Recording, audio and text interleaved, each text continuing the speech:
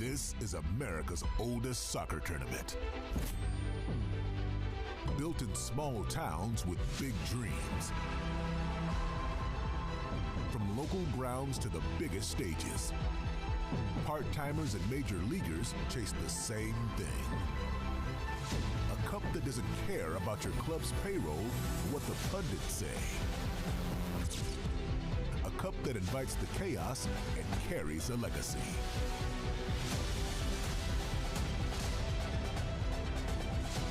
Under the lights, between the lines, it's one match at a time.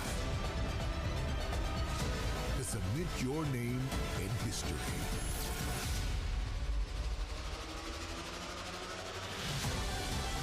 This is the 111th edition of the Lamar Hunt U.S. Open Cup.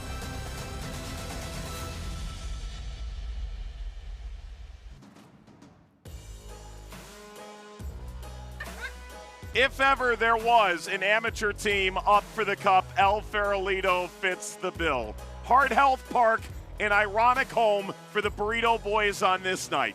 Of the NPSL, they take on championship side Sacramento Republic, a former champion with a recent finalist, as we approach the conclusion of round one. Good evening, everyone. Mike Watts, Devin Kerr. Think back to last year. This was the much ballyhooed game. The boys from a burrito restaurant taking on Sacramento, taking them all the way to the death, only to see Sebastian Herrera's goal be enough on the day to help the Republic past their San Franciscan rivals. Now, Devin, Sacramento, they're always up for it, one of the best in the championship year after year. And once again, they are definitely going to be the talk of a title contender in championship play. But the aspirations stretch far further than that for Neil Collins, head coach of Sacramento Republic. He feels like they've acquired real depth in the offseason. They solidified the quality going forward, have a heck of a midfield at their disposal, and the consistency that has always been the defensive prowess there. Once again, a strong lineup that will be shared against this El Farolito team that years ago, nobody probably knew who they were. Well, number one, they had a different name, CD Mexico. They were actually champions back in 1993. But now this amateur squad has not become the talk of the town. They are the standard bearer for amateur teams. Now 4 in a row and 5 out of the last 6 appearances in Open Cup play for Santi Lopez, once again trying to slay a professional giant. And so the fun begins in mere moments at Heart Health Park in Sacramento. This is the base of the pyramid against the near tippy top. The food pyramid, that is. It's El Farolito in Sacramento Republic, and it's coming up next.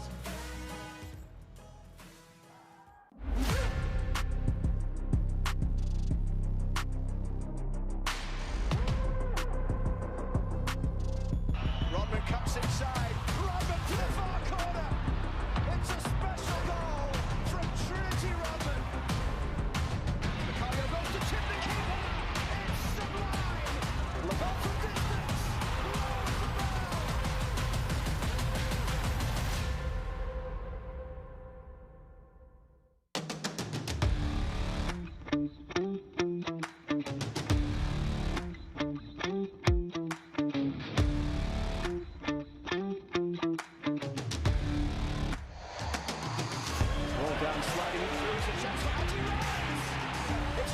Across goal, Balogun!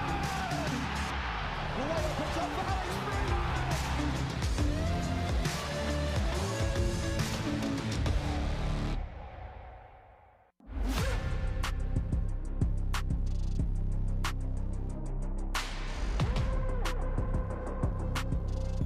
Rodman cuts inside. Rodman to the far corner. It's a special goal from Trinity Rodman.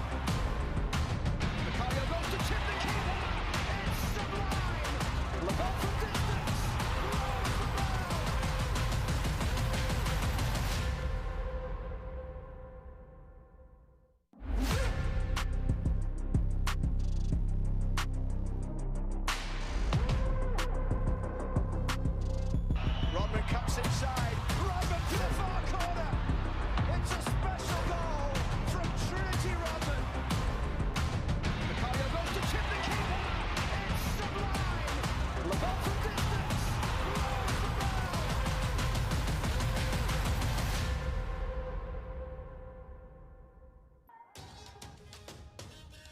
Lamar Hunt U.S. Open Cup Round 1, Sacramento and El Farolito. Here are the lineups to begin the night. Defensively, Stack have always kept the game in front of it, limited their opponents to minimal amount of chances. But I love what they've done in the offseason. Now, some of these players are going to be coming off the bench in the regular season for them in the championship. Guys like Kyle Edwards, youngster Kimbrough, and Dominic Venner. But an opportunity here tonight with control, like Willie and Pep Casas. On the other side, Edgar Creye has to have a massive night for Santi Lopez and El Farolito in the midfield. Valdivia, Dembor Benson, those two up top will look to stretch the game. Soto, the playmaker, on the left flank. We're about ready, and this shockingly familiar sight. Here we are again, Sacramento and El Farolito.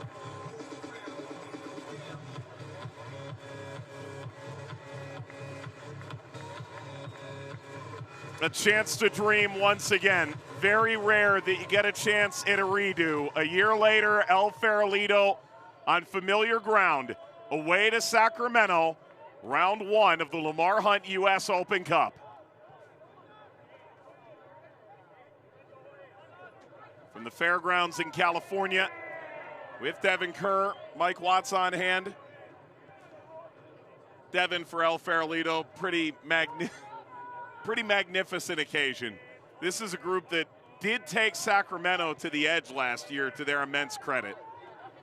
Much like we saw in the Cup set earlier tonight, you and I had the opportunity to witness Asheville City, the regularity of squad selection. Very apparent here for El Farolito and Santi Lopez as well. This is very much a family environment. They are constantly called upon on the professional side of things within the restaurant, and now a chance with all the training, the travel, to put their name in lights once again for El Farolito.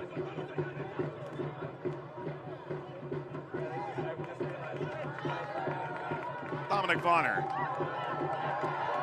Early opportunity goes rolling wide, and Arturo Rodriguez offering the opening salvo for Sacramento. This is one of the great things you get, though. I mentioned the pieces in the offseason. Arturo Rodriguez is one of them. So you have the ability with Kyle Edwards. You can play him up top in the 9. He can be the outside player. Arturo Rodriguez, though, same thing. Working outside in, comfortable in the central locations. You can rotate him as a primary 10, and most importantly, gives the ability in those one-on-one situations to release that front line and create space for himself.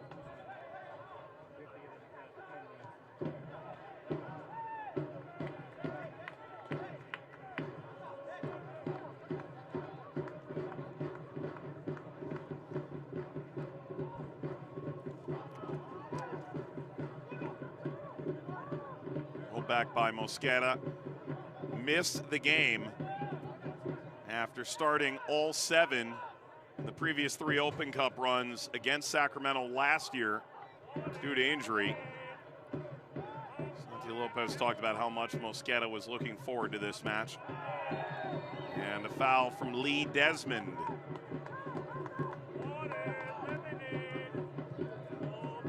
A very quick restart. Seeking Soto. Soto touches that in behind. And how about Danny Vitiello starting for Sacramento in the Open Cup? This is inarguably the best goalkeeper in the championship. Well, the difference is last year, Sacramento Republic had the services of Jared Mazzola, who not only sat in the seat for Open Cup, but also the Jaeger Cup, now Brinks Tires. Vonner, that touched away. He departs in the offseason, and it's not exactly a lack of confidence in their backup, but more so continuing to instill that in their number 1 option. Great real belief within a squad early on in the season, piggybacking off of each other. Sacramento has had a habit of just grabbing whatever discarded goalkeeper leaves Pittsburgh. Jacob Randolph is the next in that line. Chibu Kebu, the toss for Sacramento.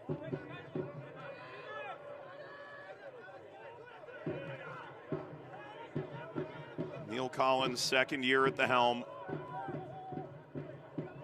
The Dismissal of Mark Briggs after he helped Sacramento all the way to the Open Cup final. Collins, outstanding run at Tampa Bay, former coach of the year in the championship. The Scotsman having spent 6 years in charge of the Rowdies.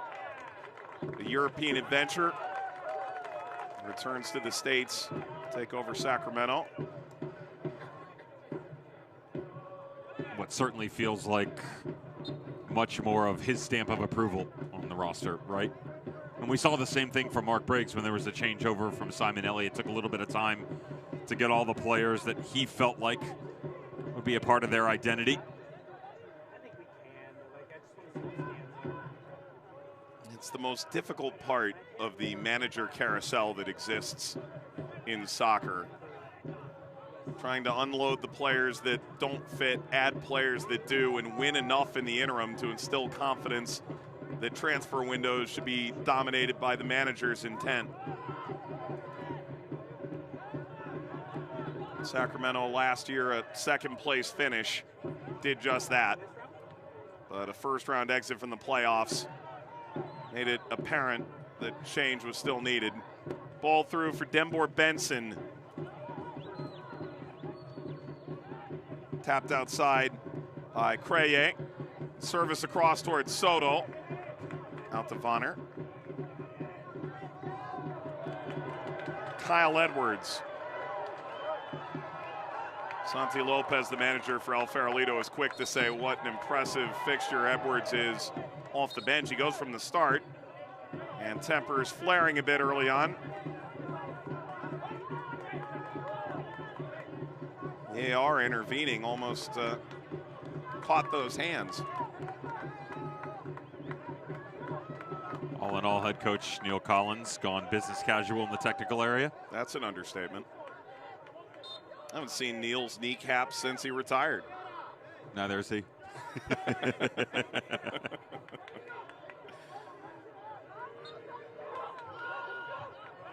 Stepped right off the playing field, a center back for Tampa Bay, and became their manager in a week's time. Tasked with coaching the likes of Joe Cole and Georgi Hristov, Marcel Schaefer. Made them younger, faster, more explosive, and certainly a much more winning team.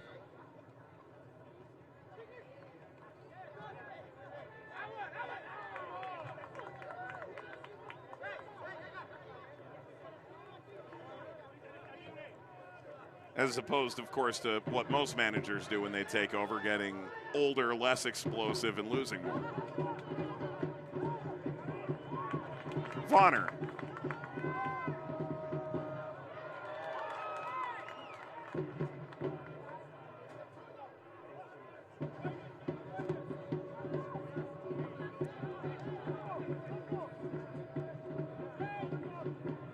A couple of young guys to keep an eye on. Blake Willie seeing a ton of time in midfield for Sacramento in the league has really impressed me over the last 2 years.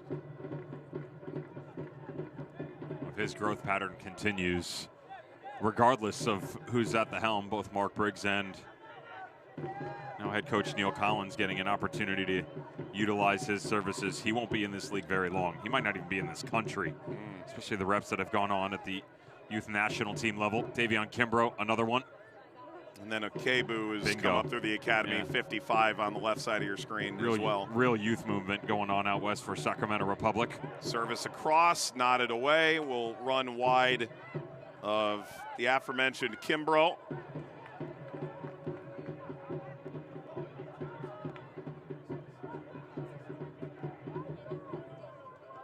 Papkasas over to Okebu.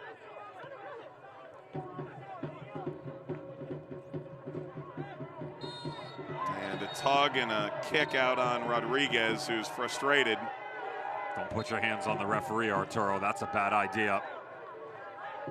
And the referee saying, I'm going to give the yellow card, give me time. It's persistent, it's frustration by the player 100%, but let the referee do his job here. Referee was right on the spot, had a great view of it.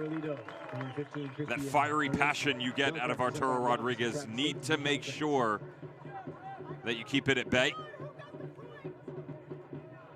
Christian Valencia, the guilty party, goes into the book. Should be noted, there are plenty of fans here, but they are out of the scope of camera because the sun typically sets facing into those far side bleachers. So while there's typically better part of 10,000 plus on hand in Sacramento, the ones that have come out for this Open Cup game are happy not to suffer a burn to do so.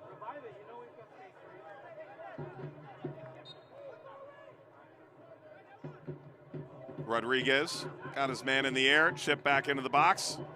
Pinballs around, wrong side of Dukebu. Out toward halfway, and Creye couldn't control it. Yabor can.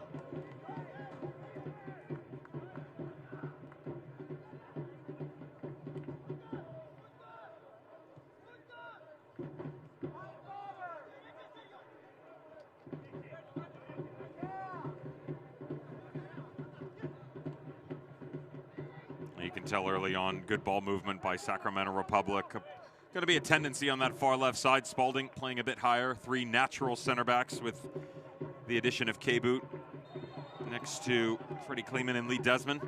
But within that, you also allow more exploration within the midfield. We talked about Arturo Rodriguez. That's because of Pep and Blake Willie.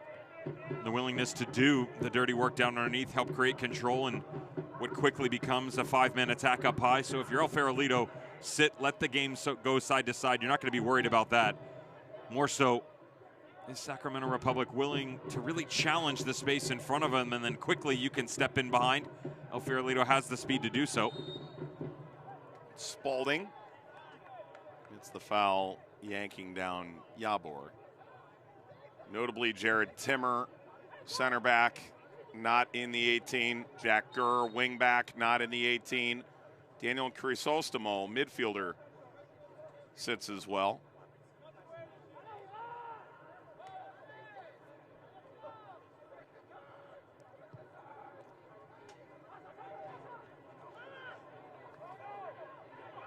Soto, this is danger. And that last touch let him down. Good recovery.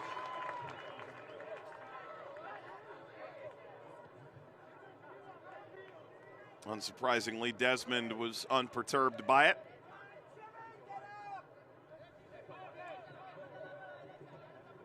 About an hour and a half separates El Farolito from door to door at the Hard Health Park.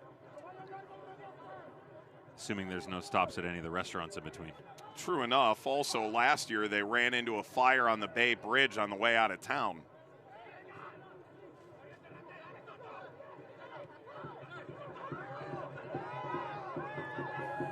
Vonner.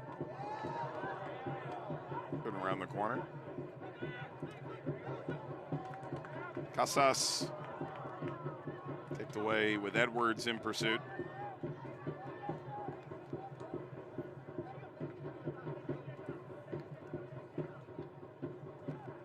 Farolito coming out of the Open division. Took home all the prize money last year, the last standing. Cool $50K. Still love the breakdown we did of what that earns you. What that earns you at the restaurant. Yep. Has your mind changed over the roughly 11 months between now and then of what your order would have been? No, it's the same.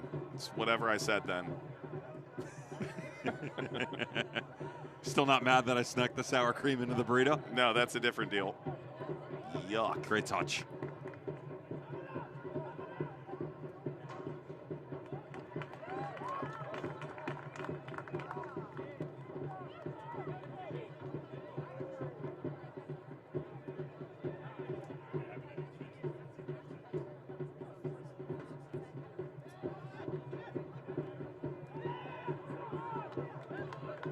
Much like the tents made in the shade, so too the sun going down here in Sacramento.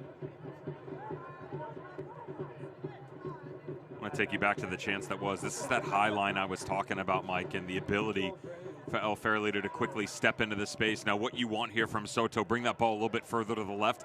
If his first touch comes that way, he's going to drag Lee Desmond with him, and you have the ability for Benson to step in behind. He would have a lot of space one-on-one with Danny Vitiello. But that's exactly what Santi Lopez wants, the manager from El Farolito. Just bide your time, keep the game in front of you, because Sac will concede space. Foul from Villarreal.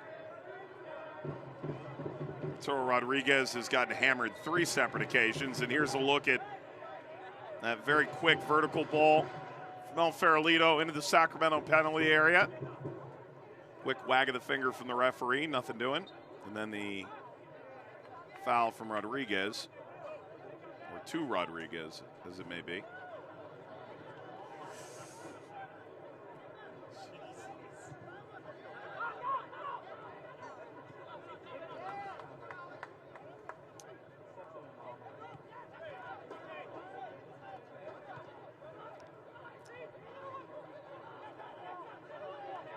Desmond will leak through, no issue. Great little turn there by Soto. He's impressed at the outset, hasn't he? He's such a crafty little player. You know, we saw it last year from him, where he plays in this half space where they want their outside back to get high and consistently. Now, the great thing about that is Valencia doesn't always push the narrative man on the ball right now, and instead he usually lets the midfield start to step into that space, but within it, it gets confusing because you would think the left back comes when Soto comes in, and instead the secondary midfielder pops out. It's hard to track the tendency there, Mike. It comes down to communication and just the understanding of where the next run is going to come from. It is predictable at times from El Farolito, even with the unpredictability of the movement of the outside back. Vonner, Kroll hops into the final third, squares to Willie. Out to Spalding. Spalding laces across, sent away by Malagon. Further now by Valdivia. One of the 10 newcomers for El Farolito in their 18 relative to last year. Ball in front, punched away by Kevin Gonzalez, who was the reserve goalkeeper a year ago. Circulated back through by Rodriguez, header, whoa, Gonzalez. Excellent save. Desmond, that's blocked. This time by Villarreal.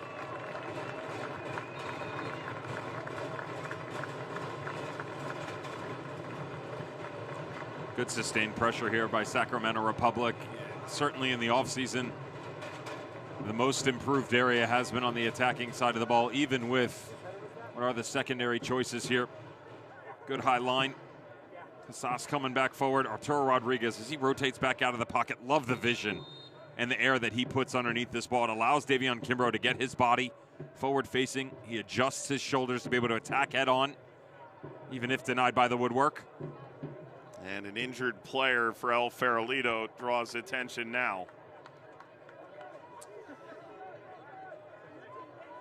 Now, Devin, everyone was excited to see the 11 for El Farolito, but that's not the only lineup that I know you've had your eye on. How about we take you inside Taqueria El Farolito, serving their area in San Francisco for decades. You and I have had the chance to go and experience the culinary delight of it. You want to walk us through the menu? Well, it's important to note that although a lot of similar items offered at the various locations, the specific one, each individual greatness occurs in different locations. For instance, you want the crispy tacos, it's the San Jose location, right? The torta, it's actually coming out of East Oakland. The burrito, go with the OG 24th and Mission. That's where CD Mexico back in the day won their title, hang their hat, and certainly the trophy that still sits in the main showroom, trophy case and all. They've got 75 to 100 was the guesstimate last year, trophies in that bar adjacent. Yeah. We still haven't had the opportunity to go and count one by one. Although our visit there together was incredible. It was. It was short. It was. Had a flight to catch. It's not the only time I've been. I've been without you. Well, it didn't feel right. There's a lot of stuff that goes on off the mic without me. True enough. I took the red eye out of San Francisco Airport last year coming from an NWSL game. And I had just enough time to stop off, get a burrito, bring it to the airport, drag it through security, and then have the blessed flight attendant suggest that I eat it before I got on the plane.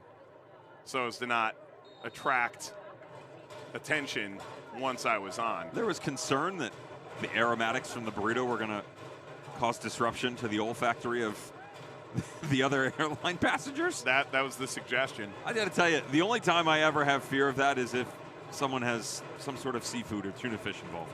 The burrito doesn't scare me. No. If you open a can of sardines on a plane, that's no-fly list. That's certainly a can of worms you'd have to address. They're not worms, they're sardines. Willie puts it wide. Willie once more. This will be a corner. Corner kick brought to you by Atlas Disposal.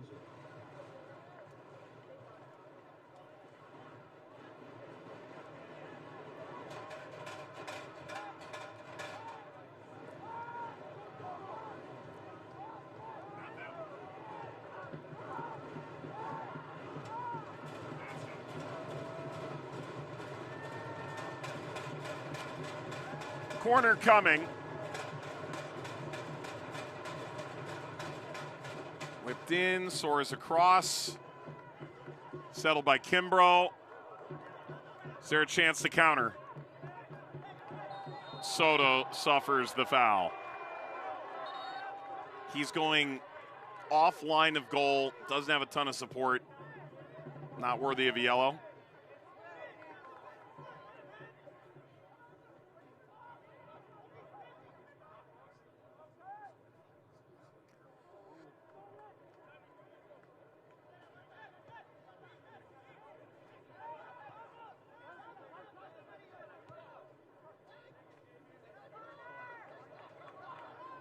Vonner.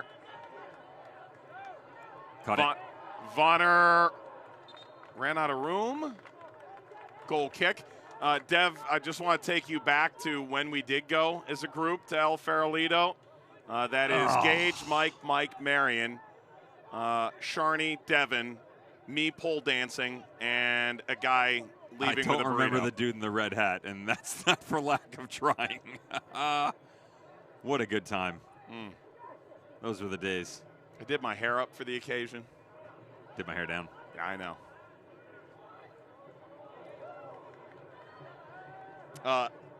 Valdivia. So we go back to game. Creye. Back post runs on. Toward Benson.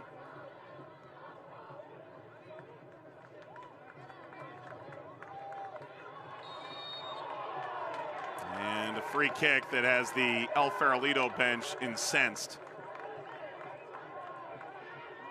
By the way, they did say next time we get there, we should let ownership know that we're there. But they didn't say it's because we were getting freebies. I think it's so they don't let us in. Pretty sure the security will escort us out the back. They've worked themselves into this game, El Farolito. Notice defensively playing a little bit higher. They're trying to get Creye and Benson to work off of each other, flattened out that midfield shape a bit, and it's given them the ability to rotate side to side, prohibited some of the balls down into the channel, made the midfield of Sacramento Republic work harder. I'd like to see more utilization deeper in attack for Republic. You know, quicker ball movement here, release Ryan Spalding, and help you challenge the shape. Also, free up some of the movement on the backside so that Dominic Vonner isn't just running his people, has the ability to get on the end of some of this service. That's a good ball. Rodriguez ahead. Edwards denied. But recognize the overall movement there, Mike. It's not deep down in, but it does start on the near touchline, works far. You start to shift El Farolito. That's where these pockets open up. Great job by Arturo Rodriguez to step into it. First touch gets them forward. Second, the ball in behind. Defensively, you close down the angle, so well done there. But much better team interchange by Sacramento. And now what do they make of the set piece they gained as a result?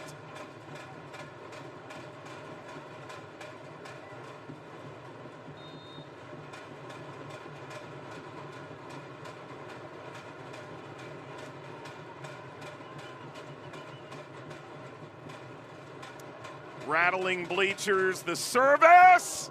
Gonzalez lifts a hand up, steers that away. That is another corner from the other side. And we'll do it again. It's a Atlas disposal corner kick. Thought this one had payday written all over it. And that is a difficult ball for the goalkeeper. 6 bodies in front of him. Mistimes it just a tad. Still that long, lean stature. Kevin Gonzalez able to reach out and push it up over the end line. Good recovery.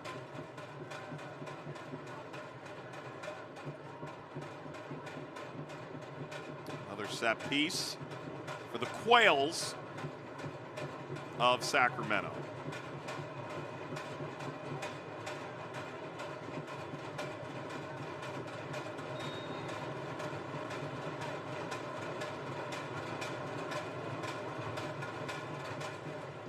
Swinging inward there is Gonzalez again. His dad played at Adelante in Mexico, moved to the Bay Area to play for the Iguanas back in the day. Former player, a number of NISA franchises. I know you got a cup of coffee, Mr. Lead Analyst of NISA back in the day.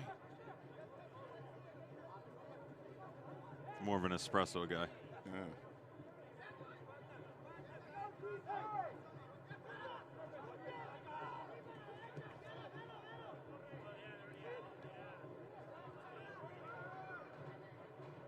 Pep. Kimbrough offering in front. Well, this has become enticing.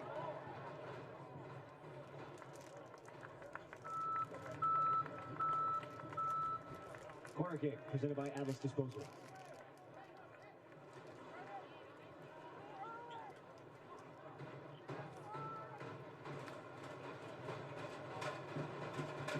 The corner disparity is simply staggering.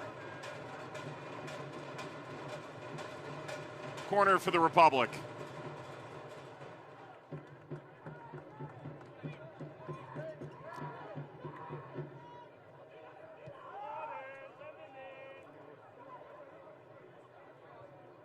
Bouncing ball, there's Lee Desmond. Speared away from Valdivia.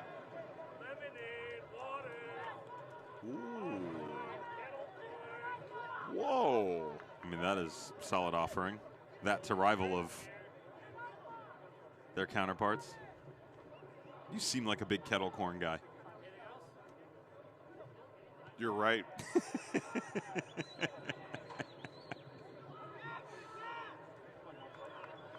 How do you feel about cheese on popcorn? Ball swung in by Valencia. Soto plays through the middle. Dropped off by Creye.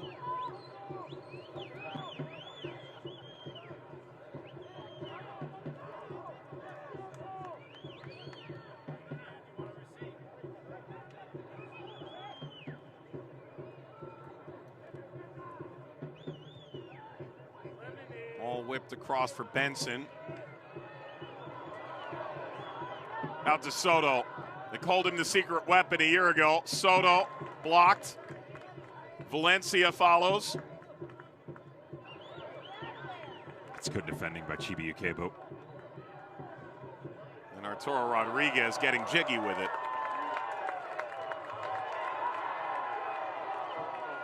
I do like what they're doing in the midfield. El Farolito, both Creye and Arias working off of each other much better. It puts the defensive responsibility on Villarreal.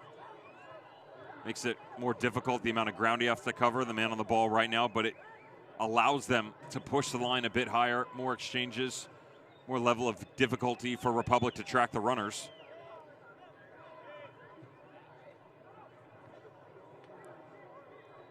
Header that sees Vidiello climb to claim. I'm a bit surprised that we haven't seen the back line of Republic and Neil Collins fight back more, push the line higher to that of what we saw in the opening 15 minutes, prohibit such action.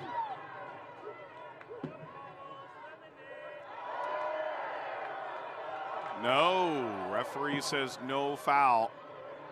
A little bit of exposed space out here that Spalding is trying to cover. Ball through for Benson. Too high, too far.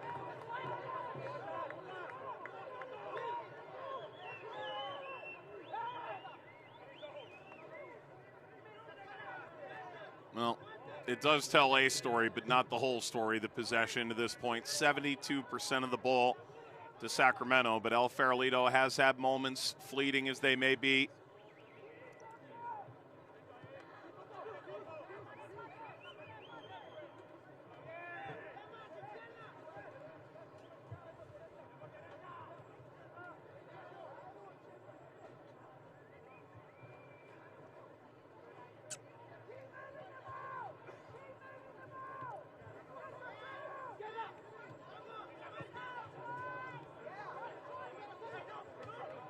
Vonner. Scoop shot into Rodriguez. Karam's out. Toro last year, career high 6 goals at Charleston Battery. They just did eke by the Florida Badgers tonight. Badgered them all the way into 10 minutes of second half stoppage time on level terms. That was cute. Spalding, as opposed to Select.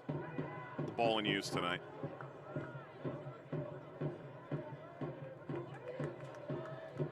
Spalding. Valencia. A story told in 2 parts. Out for a corner. Corner kick presented by Atlas Disposal. Half an hour gone in this barn-burning first-round matchup. There are very few instances where the draw raises eyebrows, but to see these two together again certainly raised at least 4 of them.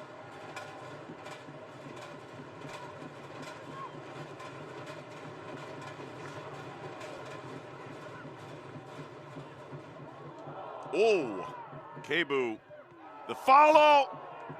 Karam's out to Arturo Rodriguez once more, who's in an offside position.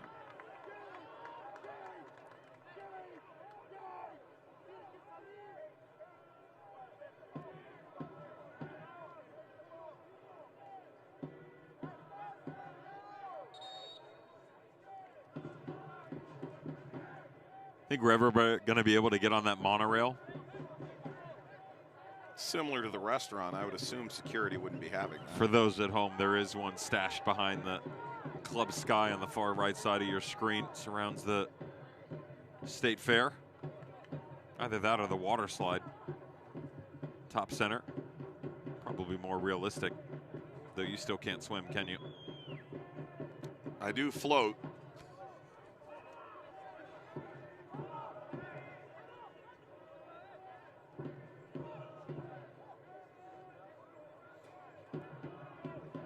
A buoyant attack for El Farolito.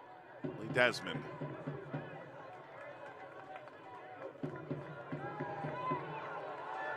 Player crashes out for Sacramento. How about Edwards?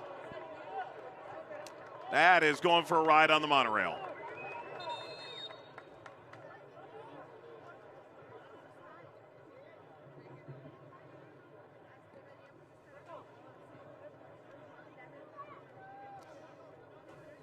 You know, you watch one Indy 11 Des Moines Menace game and everyone thinks they can chip. That's just a side offering at El Farolito. That's not the main course. No.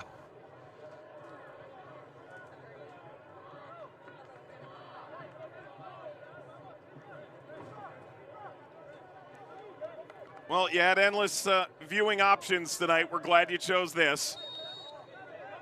El Farolito and Sacramento Republic duking it out in this first-round fixture in the Lamar Hunt U.S. Open Cup. 31 games over 2 days from coast to coast, closing out on the West Coast. Ball through. Is there an opportunity for El Farolito? Desmond slams the door. The express written consent of the Tower Bridge Battalion. It's really good defending, though. Even with the flick on, you know the space is in behind. Good coverage, just right up to speed. The first step by Lee Desmond, everything with Kleeman playing high, and then let that old shoulder go to work. Drop in. Sunk his dreams.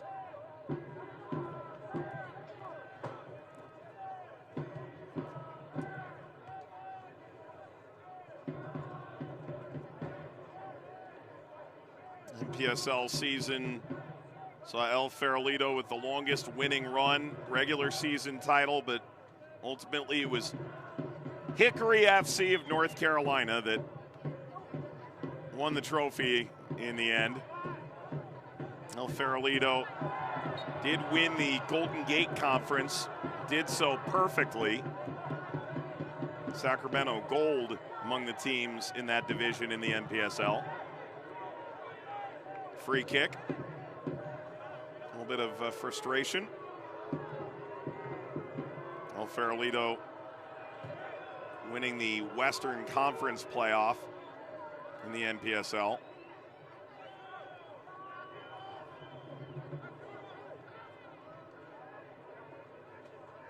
And fell in the national final, 3-2.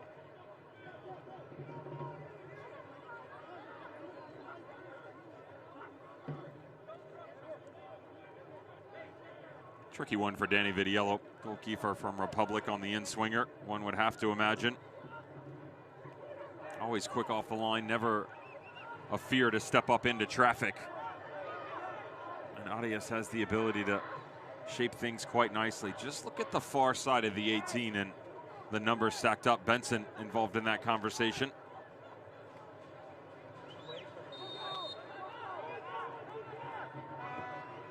Arias, header snap down off the woodwork. Two options percolating at the far post, utterly unmarked.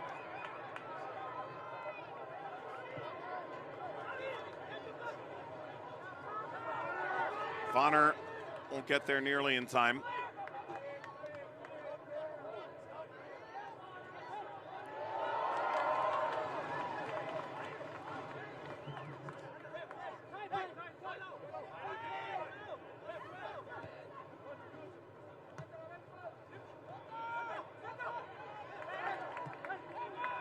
That's a great ball. Creye navigates into the width. Spalding closing it down. Ball laced at Vitiello.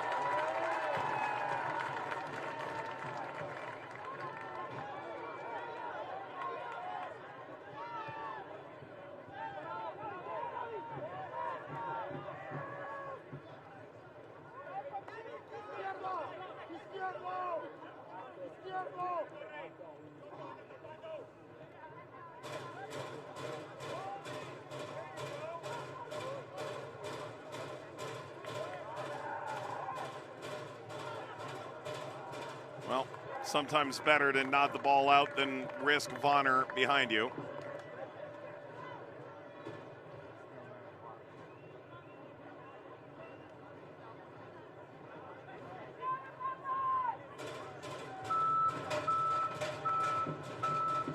Corner kick presented by Atlas Disposal.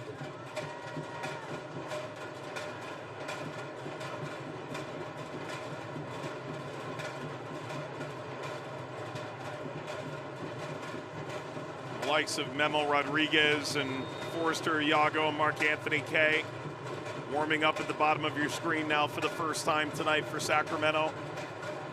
Some outstanding talent. Should this reach halftime at 0-0 surely.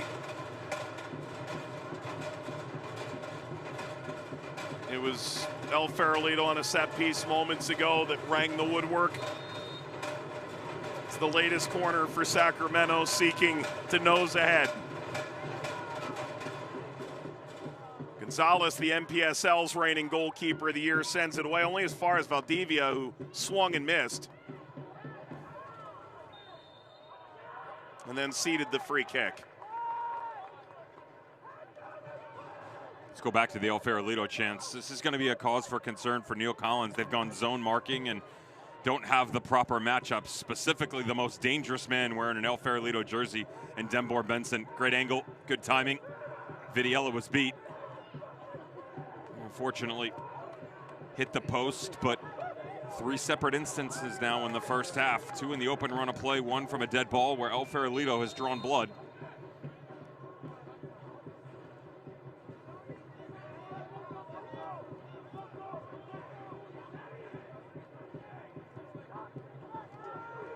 Swung over, Gonzalez again, a two-fisted punch got taken out as well.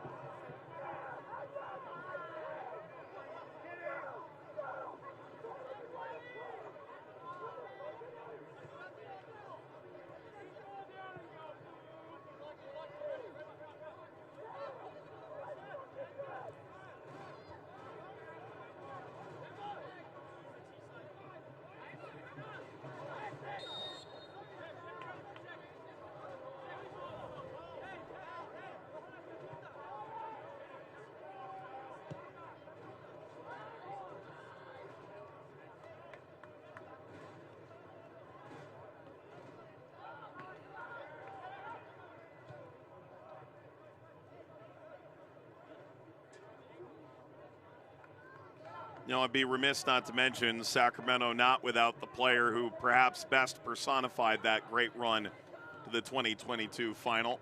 Rodrigo Lopez was named by thecup.us the player of the tournament in that 2022 edition. Sacramento falling short.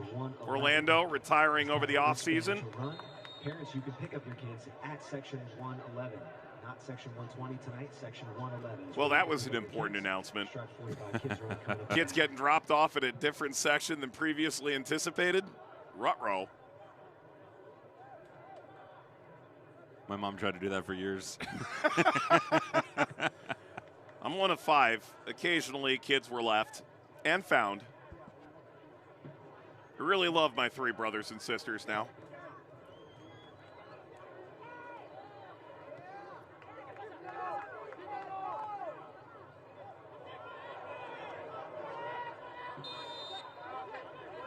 No more real estate, offside. The last time Rodrigo Lopez did not play in an Open Cup, when he was available for selection in this country, there's an asterisk there because he did leave. Went to Liga MX. Correct, for a couple of years. 2009. How old were you?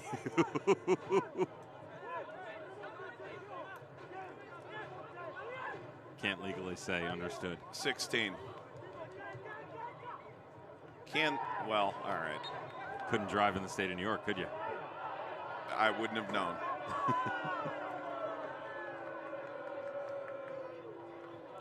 This is payback for the earlier game, eh? Yep. Yeah. Right around the same time. And the burrito. Yeah. Well, it is a free kick for El Farolito. Keep an eye. Just talked about the chance floated in by Gabriel Arias on that right foot of his. And the way that Sacramento Republic set themselves up, they went zone, they didn't have one-on-one marking on the backs. I mean, look, this one's much further away. This is more of a redirect. Arias, the ball bounces down dangerously so. And the flag went up on the far touchline. Not going to be shocked if Neil Collins doesn't go to his bench immediately. He's not happy. The team is faded in the first half. They had full control, a lot of intensity, had good balance in their attack overall. They've lost the plot in the midfield. The second that El Farolito changed their shape and flattened things out. Defensively, the visitors have been better. Republic less threatening, not as much activity on the inside. Need to stretch the game vertically, and they need more pressure in the center back role. Edwards is having trouble right now. He's become stagnant on the inside, only threatening down in the channels.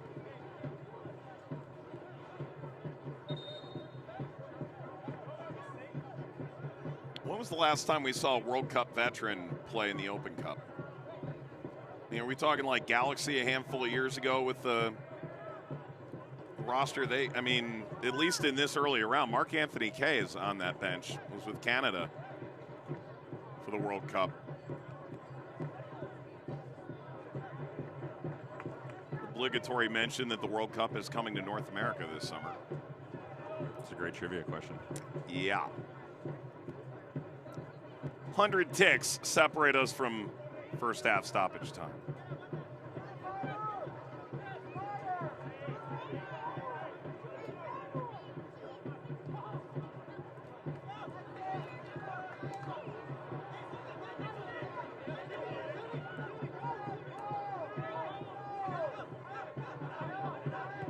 Edwards.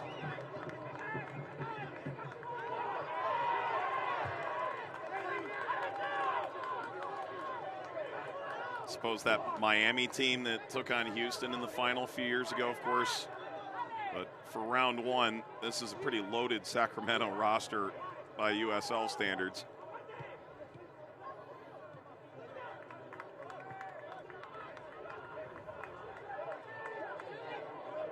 Spalding thought about putting a charge into that. Willie. Won't he?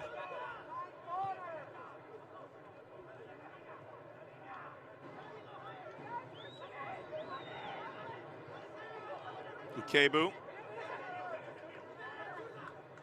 Vonner. It's too many touches. Taking 4 when 2 will do. Slows the game down. It's allowing El Farolito to remain set defensively, shift when need be.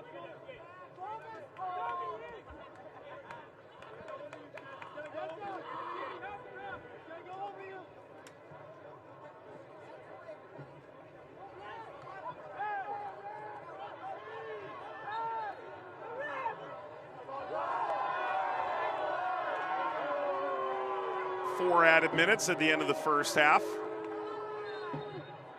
And with the player Reyes still down for El Farolito, they're going to bring this back. Sacramento County Behavioral Health Services.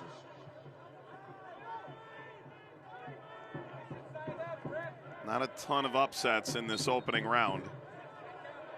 Saw one earlier tonight, Asheville City over Greenville Triumph. Last night it was the tremendous win by Vermont over Portland Hearts of Pine. And currently it's 17-2 on games that have actually completed. I would mention that the 5 matches that are going on right now, not a single amateur team holds a lead, albeit 4 of them are currently sitting on a draw, this one included. San Antonio bagged a 6-0 over the ASC New Stars. And how about Union Omaha, the darlings just a few years back? 8-0. I'm in danger. Luke Spencer's FC Tulsa, 4-2 over Little Rock Rangers. One Knox fresh off their double in League One. Rolling again, they won 3-1. There was, my understanding, a player for Garfield who defended a PhD thesis tonight and then turned around and played in the game. Now, if that's not lore, I don't know what we're doing here. And they say defense doesn't win championships. Was it Motown, or it was Westchester United, come to think of it, that played against Union 2 a couple of years ago, and the manager went into the dressing room and said to the assembled, hey, this is about how much money they make playing soccer, but you make way more doing your job. Doing your job, your day that's jobs. Correct. Yeah. So it's not about budget. But it is. Do you even listen to the video at the start of the show? No, I listen to Vidiello. Yeah, that's a different argument. I can promise you, wouldn't want to be a fly on the wall in the dressing room listening to Neil Collins at halftime. Yeah, it's not a conversation about budget, I would guess. Sitting on a 0-0 against El Farolito. They've come out of their shell more and more as the first half has gone on. Republic 8 shots to their name, haven't hit the target once. The visitors 2-1 in that conversation. Dropped in over the top. Vonner gives chase. Vonner pulled it away. Nobody there at the top of the penalty area to take advantage of the lapse. And Gonzalez is down. I think there's real irony in the fact they don't include a shot on target when you hit the post, by the way. Still a funny one for me. Great ball here. GBU Kebu. If anything, the way that it's shaped around the back line, even with Mosquera shifting back over, it's a gray area for the goalkeeper who doesn't react right away. Good speed by Dominic Venner. You just want to put pressure there, even with the coming 2. And Kevin Gonzalez is going to need attention from the athletic trainer. It should be noted as we talked to Santi Lopez, the manager for El Farolito, he was quick to mention one of the biggest differences between playing an NPSL game, they went to the national final last year, and won their 12-game regular season within the division by a 42-3 goal differential. You can have some bad habits, and they won't really affect the results in a number of the games that they play. And then you play against a team like Sacramento, and that margin for error goes from plus 39 goal differential in 12 games to one lackadaisical back pass to your goalkeeper could have been the opening goal and left your goalkeeper in peril. That was the #1 talking point The second takeaway from that conversation, how different it is for them to work on the defensive side of the ball. In the NPSL season, they deal with a lot of teams because of how good they are up high on the pitch that barricade themselves in. So everything's work in the final third, how to break teams down, different looks that you're going to have to change into based upon the look your team gives you, the opposition gives you defensively. You're playing a Republic team, you're playing any other pro team, you then become the hunted. So you have to figure out a way defensively to absorb a lot more and yet still retain a portion of your identity. They've done that in this first half. It's not going to be chances aplenty like you get at the amateur level, but they have done a very good job of making sure that when they've held pressure, they've still been able to hit the release button, come up high, and show you what they can do going the other way.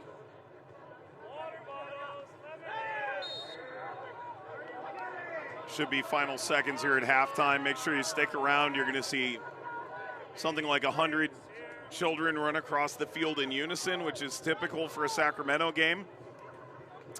Devin will read the comments from the YouTube stream. Not saying he's going to do that on air. Live. And probably some sprinklers if you're really lucky.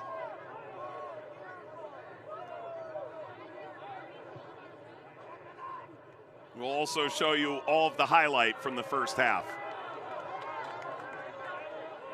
Unless there's one to be added now. Gonzalez has it.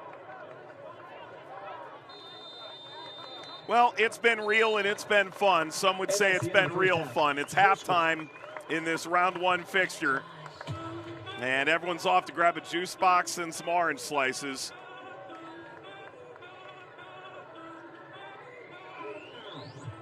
And it is scoreless at the break. And even if you say please, I'm not reading your comment on air. You know who I'm talking to. Sacramento and El Farolito are scoreless at halftime. Enjoy the sprinklers.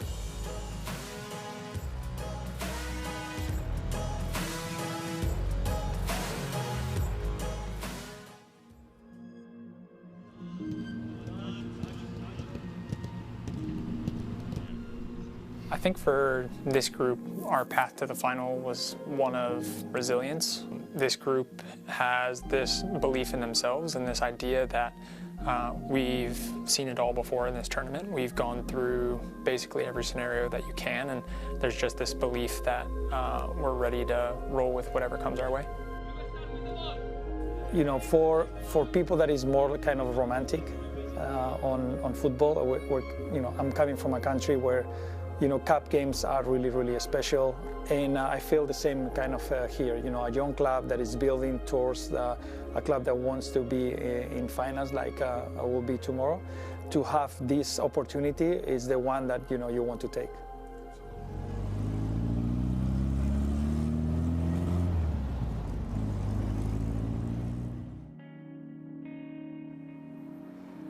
Oh man, I think Nashville SC kind of represents the best of both worlds when it comes to a team playing with togetherness, some star players that are able to give you the ooh and ahs and the crowd reaction. But more than anything, I think this team represents a market that is new to the soccer landscape in this level in the country, but at the same time, I think a lot of people can identify with our style of play and the way that our guys go about their business collectively. And we have a good group of guys that's been together for a long time and are ready to take the step to put Nashville on the map in terms of hardware. We're a club that wanted to pursue trophies, so January 10th when we got together, it was about, you know, chasing trophies. And then you start the actual tournament, and for us it was not an easy journey. Competitive games where we had to call on everybody, and I think that's what makes this final really special, is that we really truly had contributions from, you know, the top to the bottom of the roster, and different guys stepping up at different times. And for me, that's the beauty of the competition. It's what's earned our way into the final.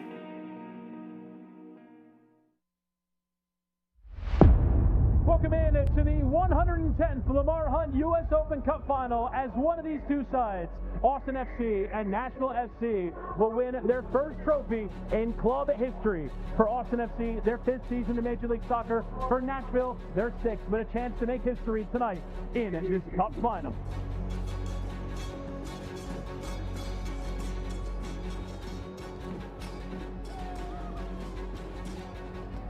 It will be dramatic. It will be tense from minute one.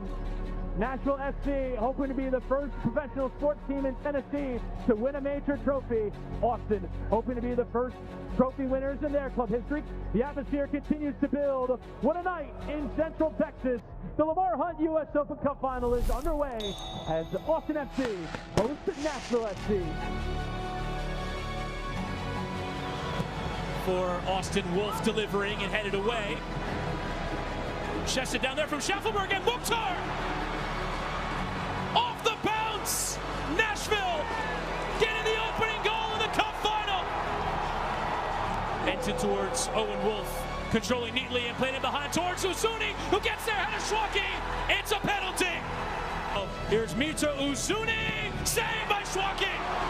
Austin's chance to equalize the game denied. Ilya just about keeping into Uzuni. Uzuni! There's your response. There's your goal. He missed a penalty earlier, but gets right back in the chances. And Austin right back in the Open Cup Final.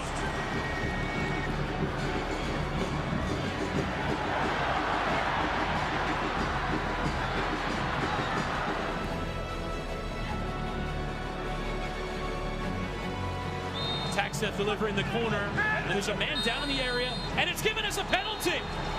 And it's those two that were getting tangled before. Here's Surridge to give Nashville the lead again. It's down the middle, and Nashville back in front.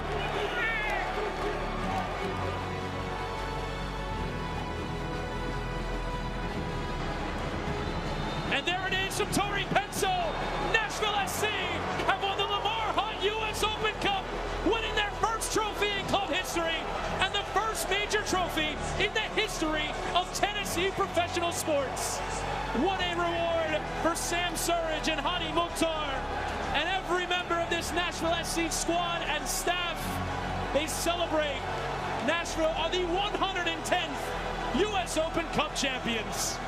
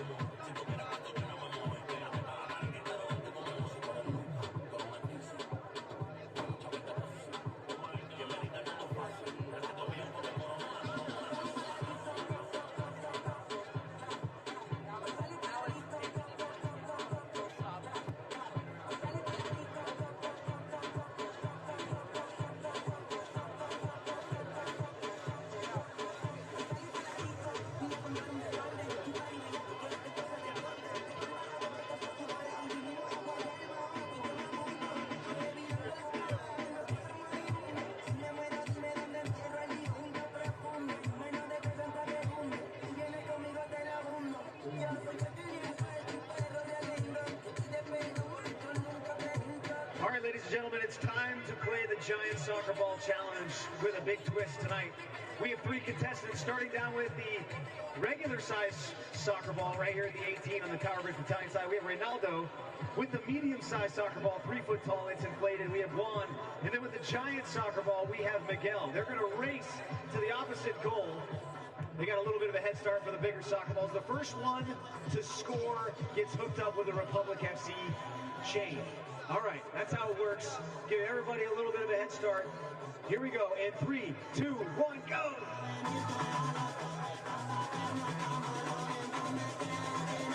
Reynaldo off to a good start. Giant soccer ball's got a big lead. The shot! We are giving it to Miguel with the giant soccer ball. What a shot by Reynaldo. Nicely done, Miguel. Let's hook him up with the giant chain. Give it up for our contestants, Reynaldo, Juan, and Miguel. They're going to need some stretching after that run.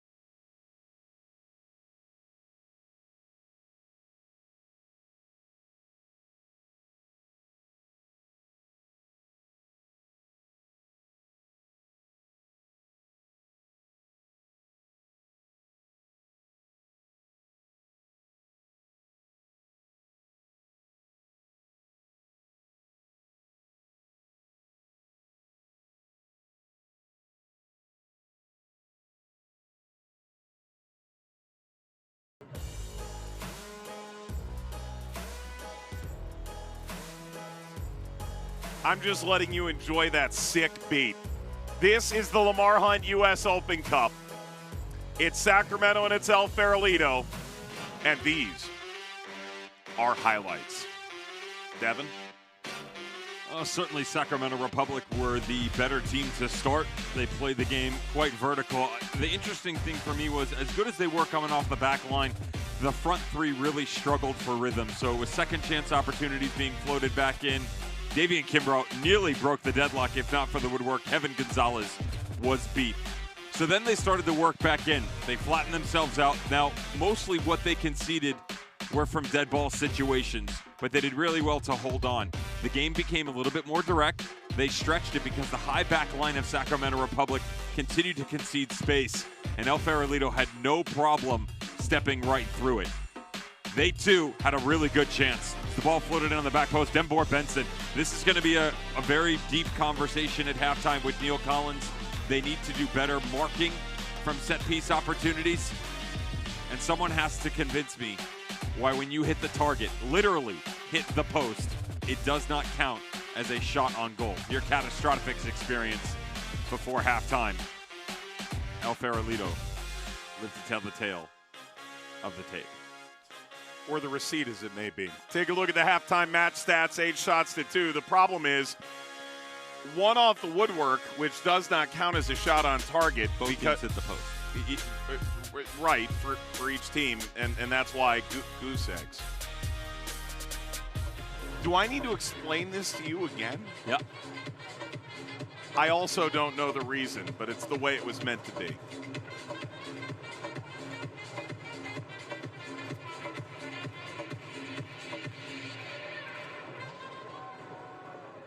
All right, let's do it. Sacramento, El Farolito on to the second half. If we don't have a winner after 45 more minutes, we'll play stoppage time either way. Then we'll go to extra time if needed, and the potential for penalties.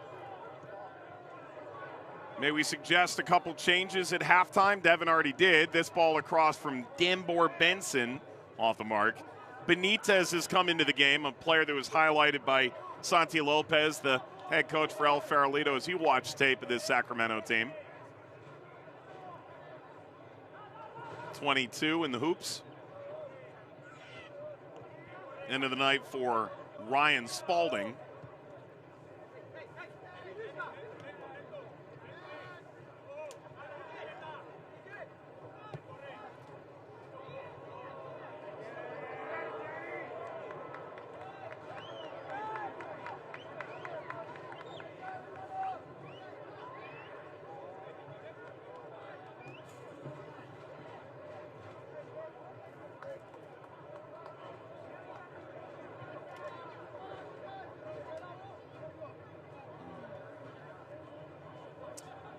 Arias will take the set piece.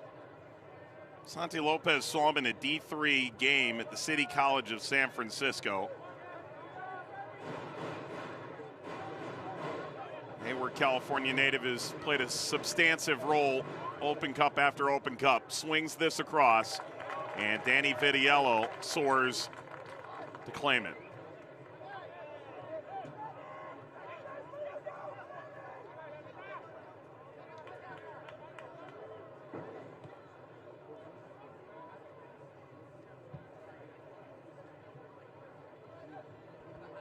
Shouldn't a shot on goal have the ability to go in the goal? If it hits the woodwork, then isn't that the answer?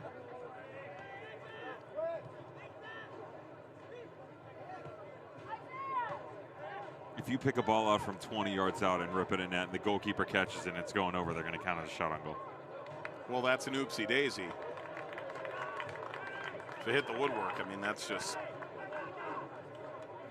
truth. Yeah, the addition of Michel Benitez, love the way that he's injected himself into this team. The absence of Jack Gert working his way back from injury, their natural right back, has allowed Michel Benitez to play this game a bit higher. His normal counterpart in front of him, Lyle Malongo, picked up from Monterey in the offseason. Should be an interesting relationship to watch as Sacramento Republic's season continues on in whatever competition that may be. But he's done a really good job. Long distribution, good change of pace and direction coming off the back line.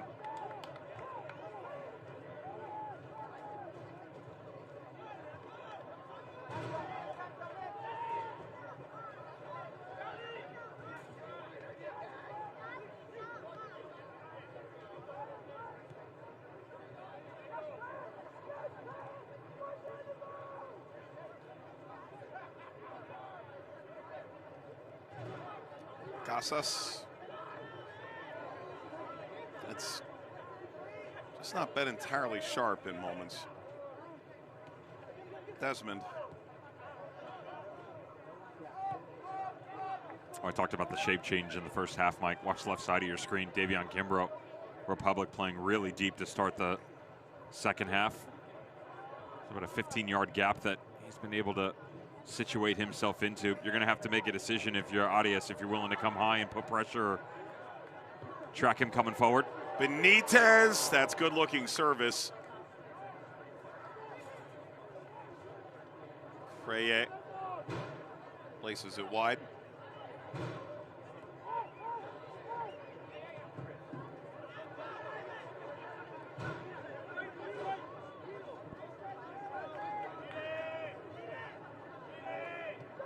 Arias.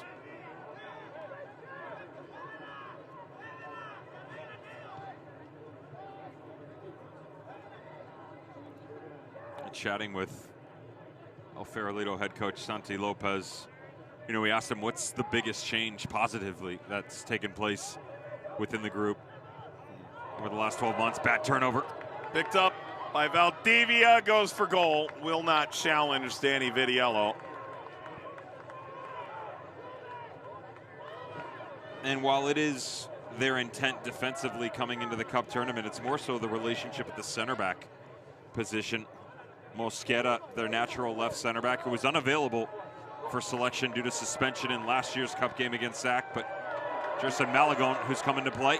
Kimbrough. Slick move to open up some space, but it ends in merely another corner. Those two, 3 and 6 for Yellow, have done a really good job of keeping the 9 position for Sac at bay, even with the concession of space on the outside.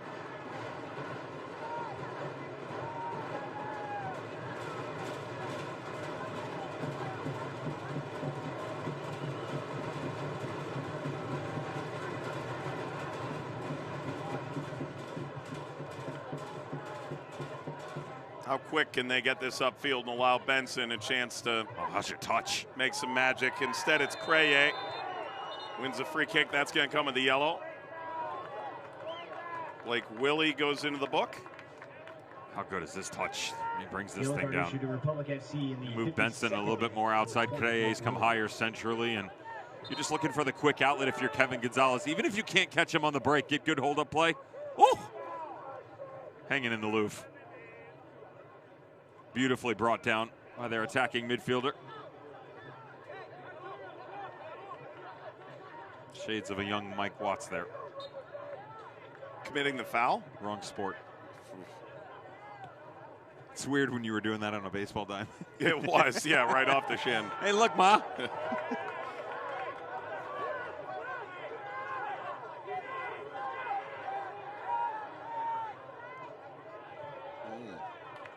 Some Willie payback.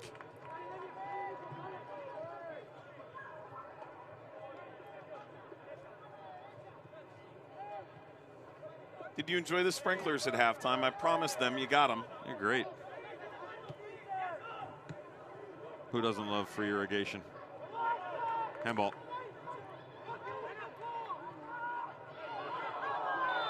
Well, that's somehow worse. Is that going to come with a card? 1, 2, 3. Book 'em.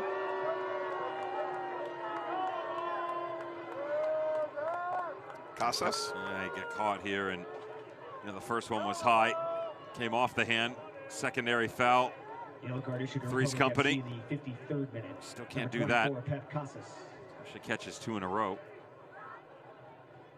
Well, now both your holding midfielders, your 6 and your 8, have picked up yellow cards in about a 3-minute span. A little surprised, to be honest, that we didn't see at least one change in the engine room. Neil Collins electing to probably do the double with additions of Mark Anthony Kay and Memo Rodriguez. Probably sooner than later if this continues. No real control on the inside. Benson goes up for it.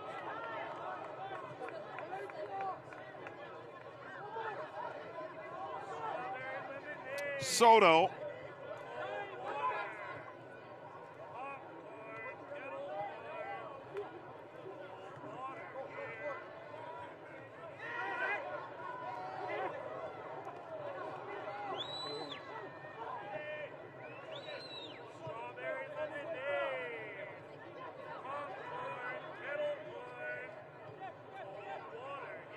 flavored the lemonade at halftime? I believe that's tequila. Blast! Sent away by Vitiello. That was wiped away. Valdivia gave that a ride. I love the quick little turn, though. Watch how quickly you're able to push through multiple levels. Head up. I mean, Edgar Creye has really done well to make an impact on this match. 40 yards away, and again, the center of the midfield just having trouble tracking all the runners. That's an easy pickup if you're communicating appropriately.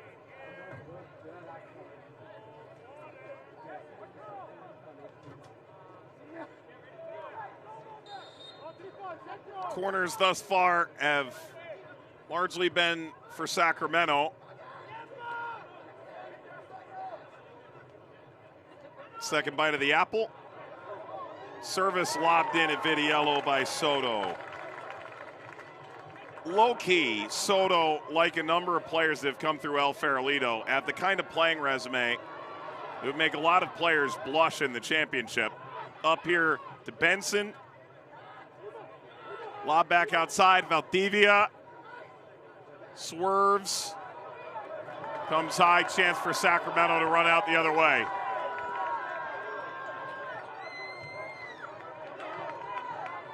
Kimbrough touched off the ball.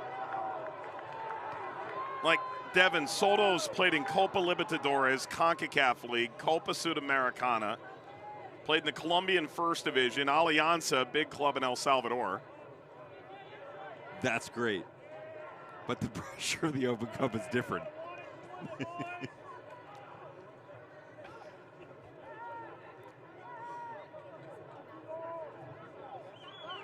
Can you do it on a Wednesday night in Sacramento? Where it's 90 degrees during the day and 30 degrees cooler in the evening? I don't know. We're going to find out.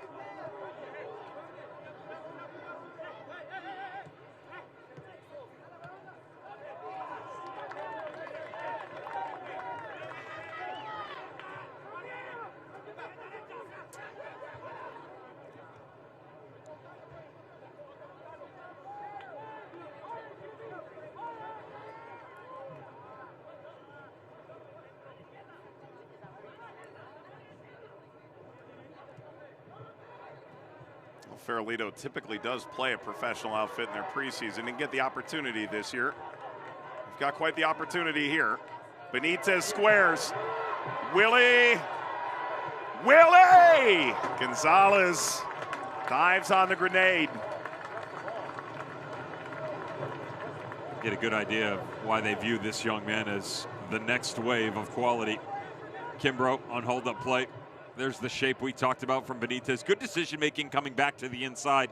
Not only do you push him the opposite direction, the back line has to come up high, and then quality footwork by Blake Willie. Problem is, Mike, it's still a shot from 20 yards out. Could easily see a change up top in the 9. Pulling one of your wingers.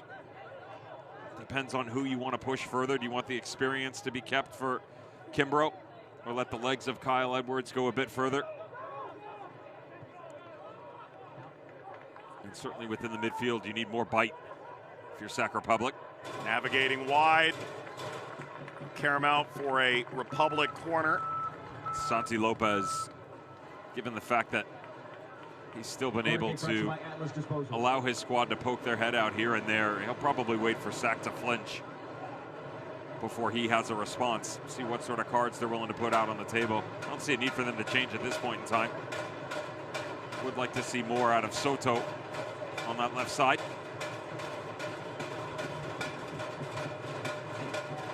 A lot of traffic around Gonzalez, who's been plenty aggressive off his line. He just got shoved down inadvertently, or perhaps advertently. Gonzalez again. Haha, played possum with Kimbrough. The run out is on for El Farolito. Soares crossfield with the flag be up. That might be an instance of two wrongs making a right.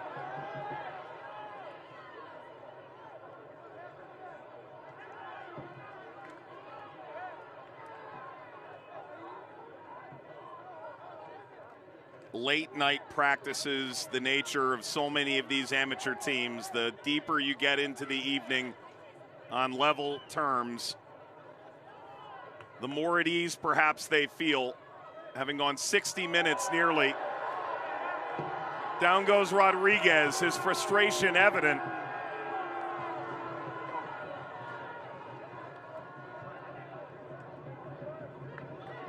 Willie drives that in over the top, across, outside the stick with Edwards sliding at the end. I mean, what a ball this is to get back across the box. Expertly driven onto the backside, allowing the runner to just come up underneath, but the way that he weights this thing all the way through the 18-yard box, and Kevin Gonzalez had no idea about it whatsoever. Leaving the match, number 14, Davian Kimbrough. That's it for Kimbrough. The youngest ever player to appear in a U.S. pro soccer match at 13 back in the day. Malongo, you mentioned a transfer in from Monterey Bay. There's Memo Rodriguez coming in. Last 2 years at Sporting Kansas City. Casas takes leave. They're replaced by number 18, and Mark Anthony Kay enters in. Number 8, Memo Rodriguez. And number 7, Mael Malongo. Substitutions presented by Medic Ambulance.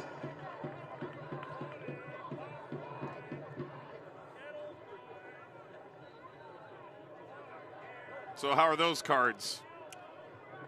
Told you the changes would be coming, the specific locations. I'm a bit surprised that they haven't rotated up top in the 9. Now, the tendency in the second half is a little bit more of pivoting off one of the wingers to bring up a two-man system, at least defensively. Thought they would have gone with Forster or Jago, because then you could push Kyle Edwards outside or leave Dominic Vonner there. You get more activity and fresh legs up top in the 9. You allow your wingers to gain some more experience within the system under Neil Collins, stretch the legs, which is still very early on in their domestic season.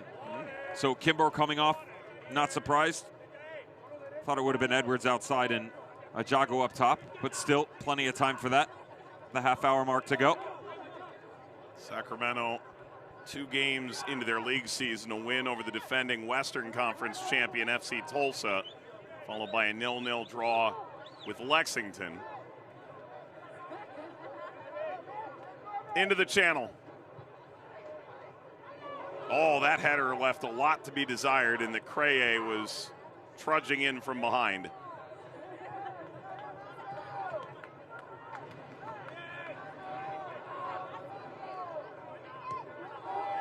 The ghosts of recent Sacramento playoff past may be coming to the fore.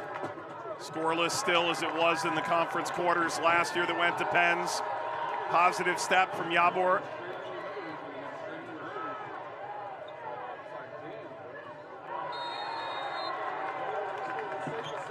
Free kick. Quick restart, Rodriguez. Memo Rodriguez, not to be. You and I had him on Sirius XM when he initially signed with Sacramento.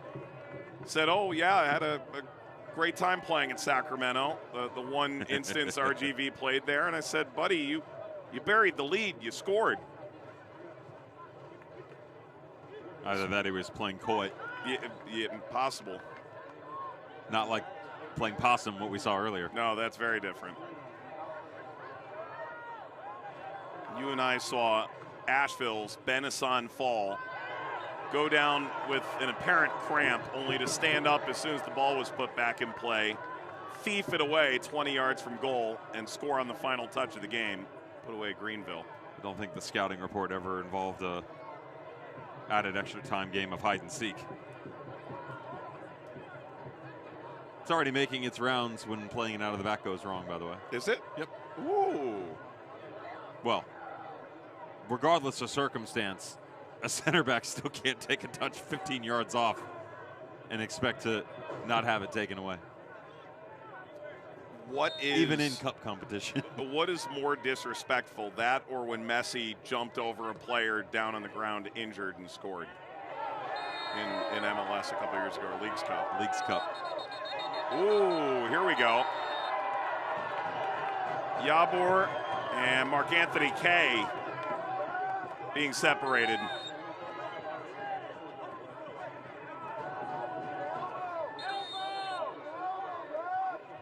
Yeah, the open run of play, there's definitely an elbow here. I felt like it was more of a posturing for position as opposed to a flaring elbow. The way the two of them are making their way to the near touchline. Watch the bottom right side of your screen. Left elbow, your right side.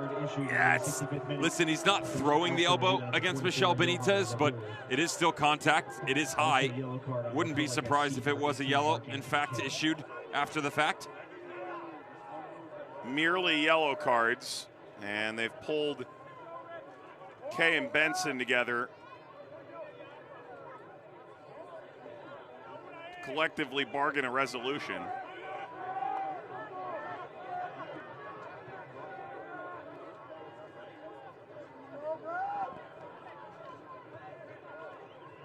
You okay with a yellow card for that? A little kerfuffle? I am. Yeah, I walked you through it. Just, it's not a player going up to cause harm. And while it does create contact, your natural tendency as you make yourself go vertical and you're jostling for position is your arms are going up for balance. And the arm just lifts up and you have a coming to with the opposition.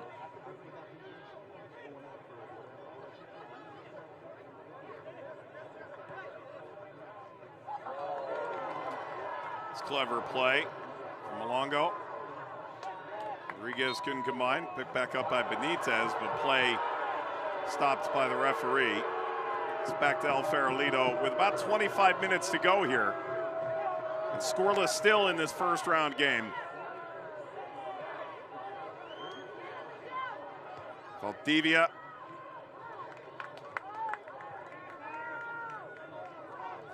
We're starting to see things get a little stretched. That front line went on their own. Well, the problem is El Farolito haven't made a change yet. You got fresh legs running at you left and right from Republic. I'd be playing through Memo Rodriguez every chance I get. He's been an incredible addition to the squad. On paper, that's easy to see. But his passion, the energy levels, and just the outright tenacity, Mike, to push through all the pressure that is within the midfield, always going one-on-one, trying to create with the front line. Edwards couldn't get there, but Benitez did. And Gonzalez, again, the elixir to the Sacramento attack. Even little connection points like that. A dink little ball by Rodriguez, 25 yards out. Notice that just checks over the shoulder, immediately goes vertical. And yes, it's a game of tic-tac-toe off the bounce. Not a great clearance by Mosquera, but good follow-up and rewarded with a corner.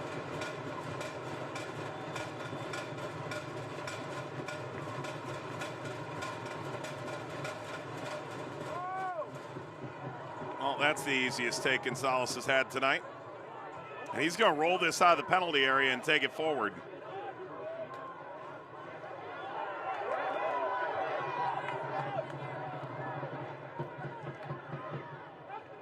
We remind those of you in the comments, this is Sacramento and El Farolito, Huddersfield Town unaffiliated with the contest tonight.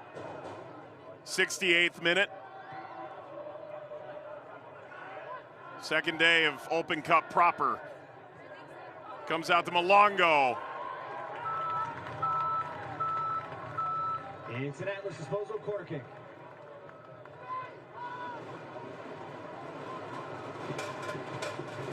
You remember when they were in the Prem, right? Huddersfield?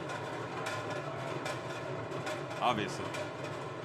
They were the best of times. And they were the worst of times.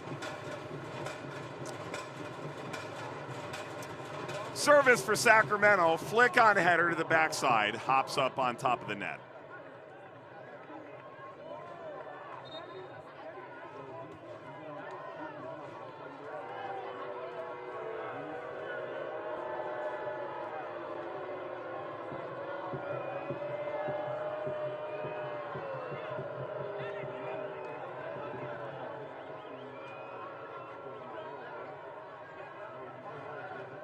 Tristan Malgone helped up by the official.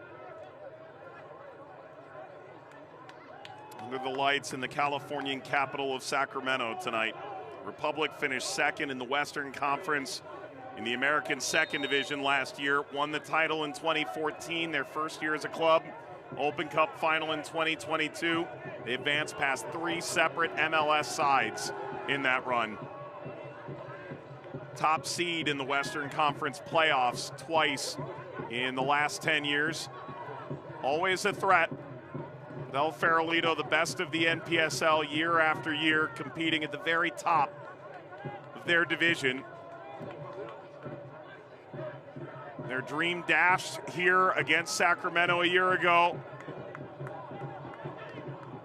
Hoping for a better result tonight. Benitez, Malongo.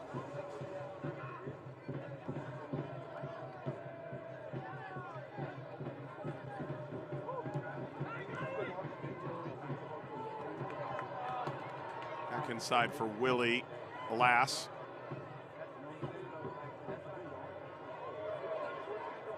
Slid away from Soto.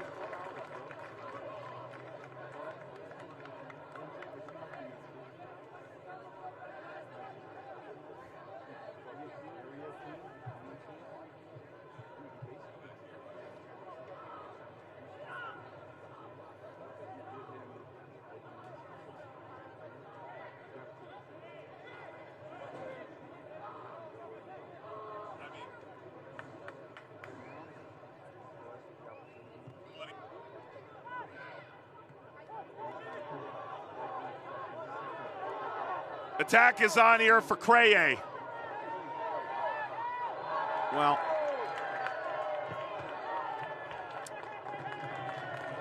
oh, he's furious too. Creye plays that ball down into the corner. Easy service into the box. The high line of the midfield that Sac just continues to throw. Santi Lopez, wonder how long he allows this to continue. Saka Kipra on the bench, available for selection. Would add fresh legs and creativity to the squad. Create a little bit more balance as the game continues to open up, especially centrally. Rodriguez, too far for Edwards.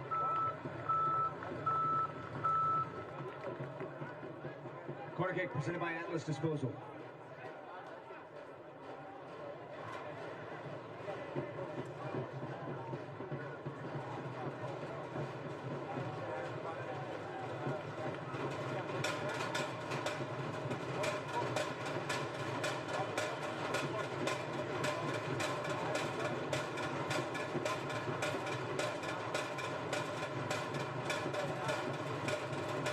Sacramento looks for the breakthrough on a set piece once again. Kebu got up and challenged Gonzalez.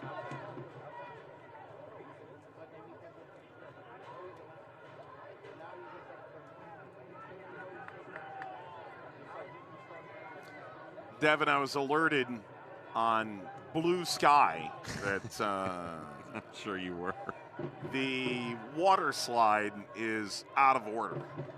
Perhaps permanently. Oh, out of order and shut down are two different things. It exists only in your vision, but not in reality. Spent half of my life like that. So now it's just a slide. Perfect. It's kind of like an escalator broken is just stairs. You can go down. It's still effective. Good tackle. The referee agrees. Just got to play quicker now. They've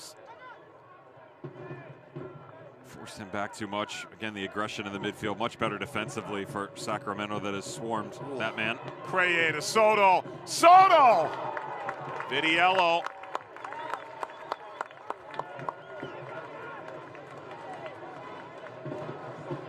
Run out on for Sacramento the other way if they pulled El Farolito out of their friendly confines. No.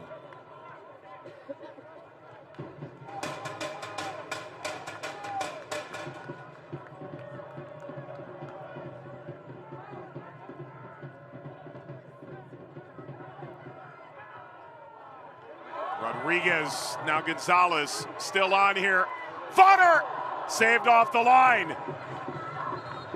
El Farolito see their life flash before their eyes. Malagon.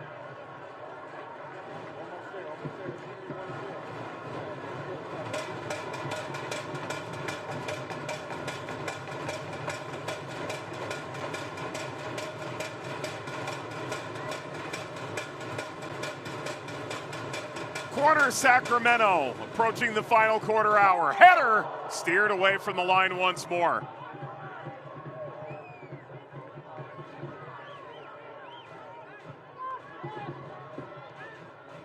And whisked back by Benitez. Don't think Sacramento was unaware.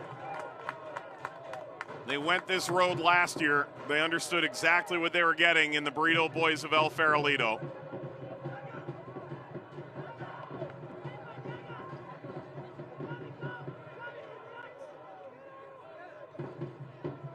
Rodriguez.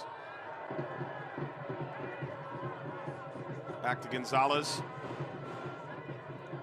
And an injured player behind the play for El Farolito. They will stop play. And a chance for us to look at the chances galore. It's an unreal cutback by Dominic Vanner. Great vision to utilize the momentum against him. Picks out the bottom corner, only overshadowed by the defensive effort. And Malagon, as they recycle the second one back through, wide open. And Edwards direct on, and El Farolito lived to continue to tell the tale that is the amateurs' journey in Open Cup play. And finally, Santi Lopez has seen enough. Thought he would have done it 5 minutes sooner, but credit to him for holding on. That is the end of the night for Valdivia and Creye.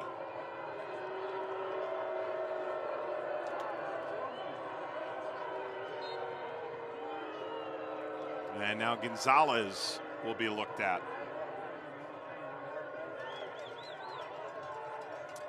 Now, they just said number 16 came in for El Farolito. You and I got the roster. We poured over it. We gave our full attention to the assembled 18 men and realized one of them did not have a number.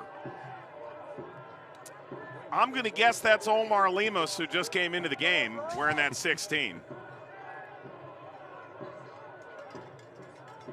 I could be wrong. But it never ceases to amaze me, your quality in deductive reasoning. Old man Willem, by the way, thinks you're amazing. Give it time. Now, it's worth noting Kevin Gonzalez did go down due to injury in the opening half as well.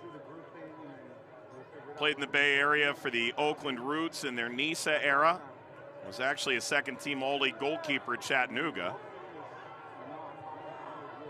Some time at Stumptown as well.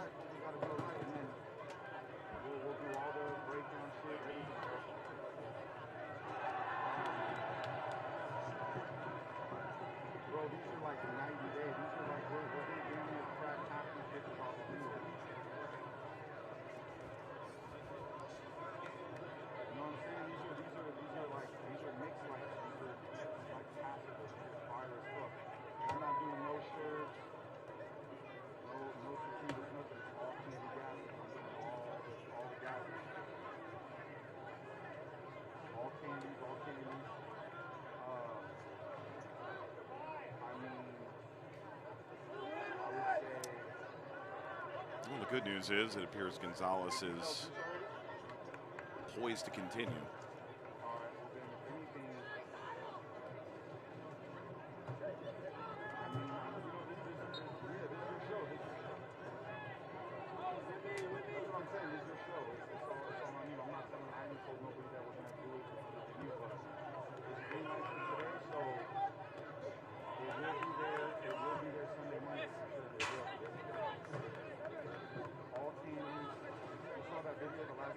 Good snag by security. Used his hands, though. That's against the rules.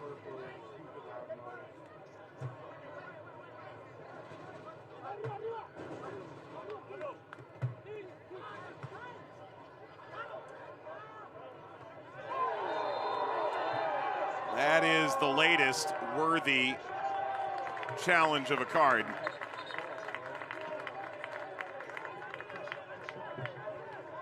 Give Kyle Edwards a lot of credit here. He knows the contact is coming in from behind, and the arm back over the top. Still can't get out of the way with that one if you're Jonathan Mosquera.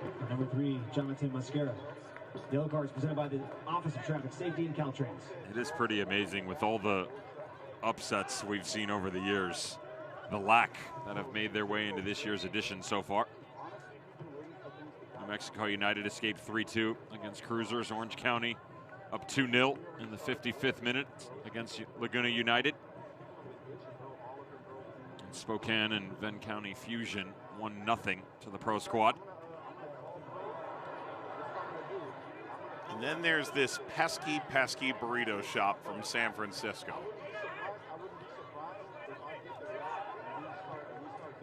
The beauty of the sport. Santi Lopez spoke to us about the role his sister plays in running the club, about the role that his father played in bringing him into the coaching role in the first place, and the honor that he pays his father by keeping this club at the top of the NPSL year after year.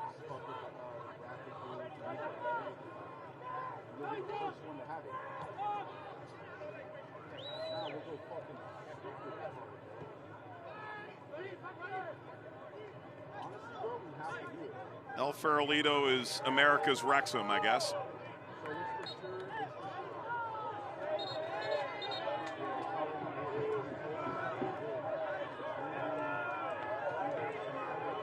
Neil Collins offers his insight. I'm with the argument there. Neil Collins doesn't like the denial of the ability to restart the play. Normally, referees are taught to issue a yellow in that situation. Probably greased him with guacamole before the game. That's how they got me.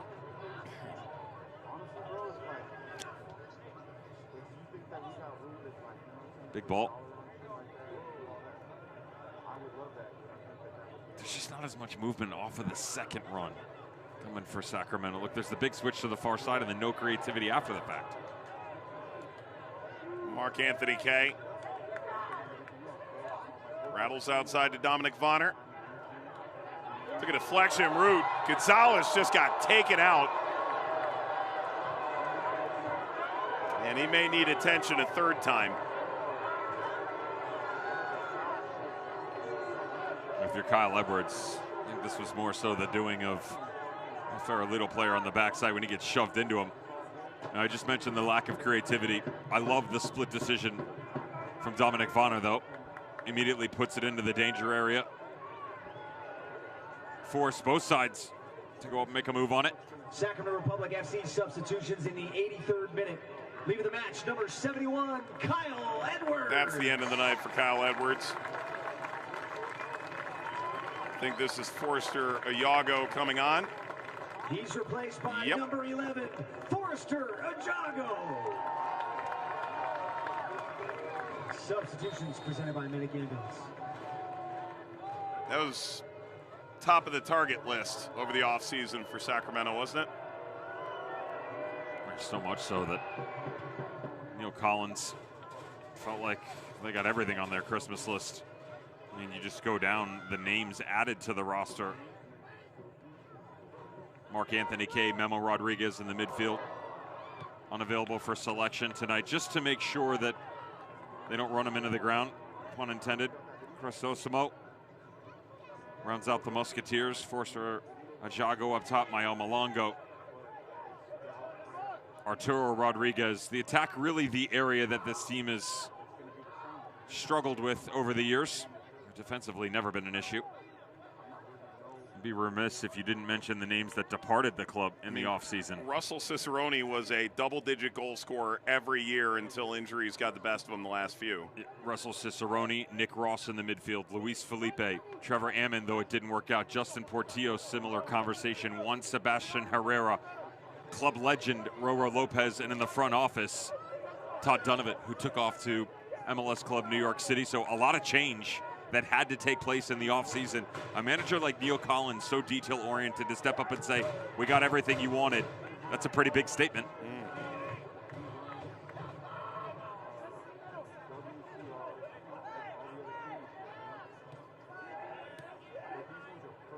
But still thrashing to try and find a goal against this amateur side on this night. I promise you there's only one thing he wants right now.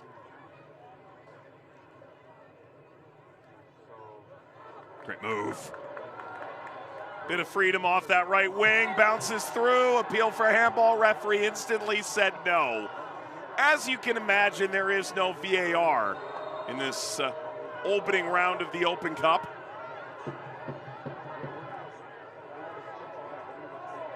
I was with him here. Thought this might have caught 5 friendly digits when he went to ground. Great move on the outside, quick cut back across. You can't tell from that angle. No chance. Yellow card issued on Republic FC. The better view overall there would have been the AR on the far side. The yellow card for dissent was just offered.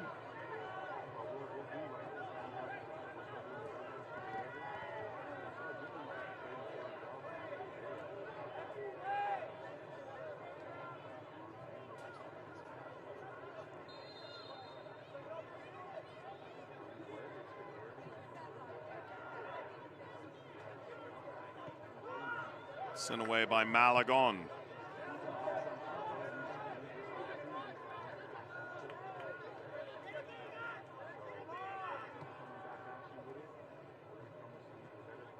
Vonner, Rodriguez pulls that back. Kay, going to pull through, blasted off of Mark Anthony Kay, whose ascension into the Canadian national team came by virtue of performances in Louisville City in the championship a number of years ago. That proved the springboard back into MLS after coming through Toronto's academy system. An all-star with LAFC's Supporters Shield winning team. Part of a 2017 USL Championship winning Louisville side.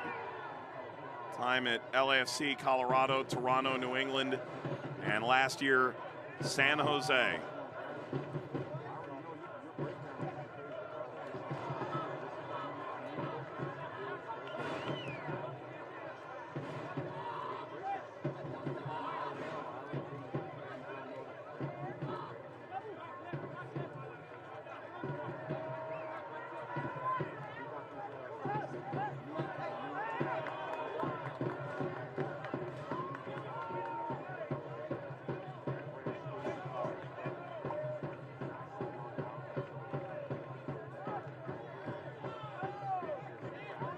Probably have walked into this night thinking Sacramento would be one of the favorites from the championship to make a deep run in the Open Cup.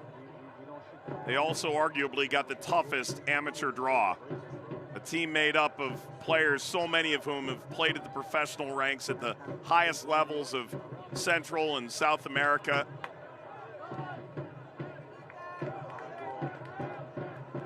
Vonner leading, Benitez out for a corner. At what point is El Farolito saying, let's get this to 30 more minutes where we have more wiggle room? Or are you comfortable continuing to absorb pressure in this fashion? Corner kick presented by Atlas Disposal.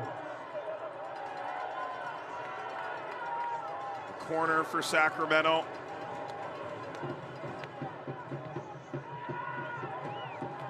That's Memo Rodriguez trying to spur a decision from the referee with Soto standing less than 10 yards in front.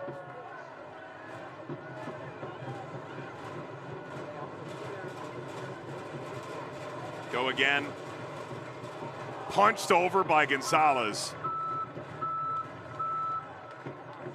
The goalkeeper is going to leave with cramps tonight.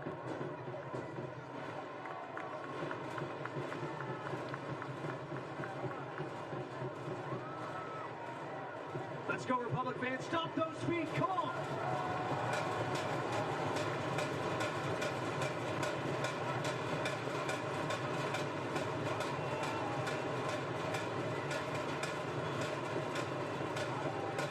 Can Sacramento break these Burrito Boys' hearts? Header back across toward Ukebu and couldn't get the finishing touch. May there be another corner. There's been a top level of intensity brought to this game by four-star Jago. Love the timing. Does everything right here, if not for that touch.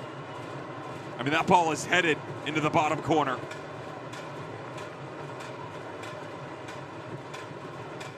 Service once more, dealt with by Malagon.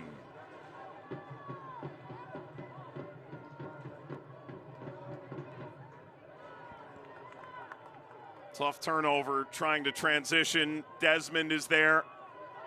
That's quite the hit from Vonner. Ball across, Gonzalez got down. Now they'll bring this back to the earlier foul.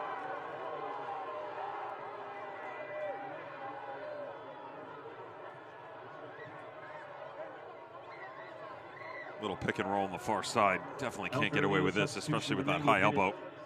Leaving the match, number 11, Gabriel Arias, is replaced by number 10, Daniel Buitrago. Daniel Buitrago coming in for El Farolito.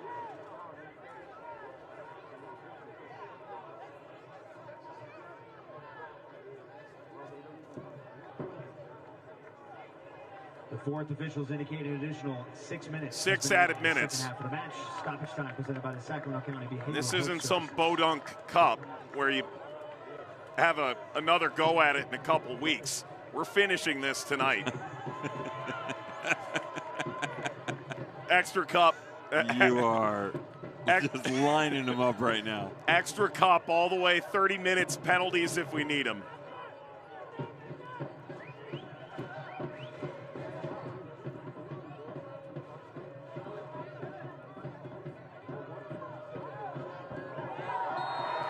Well, that's a free kick given.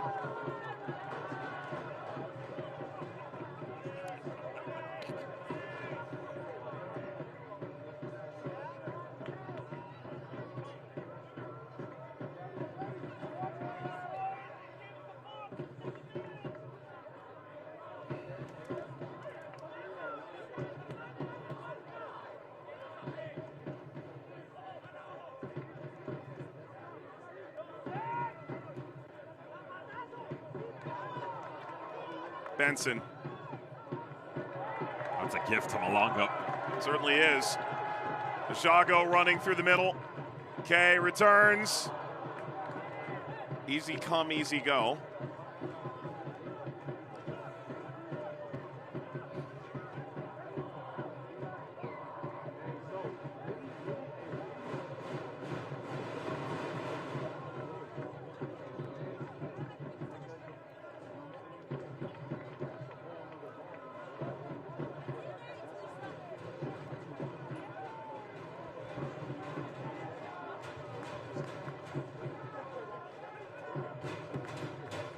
Nice turn. Well done. Ball ricochets back into Buitrago. Offers as far as Desmond. Kept by Willie. Nearing halfway through stoppage time. Desmond on the trot. Vonner. Desmond. Won the Irish Cup back in 2021.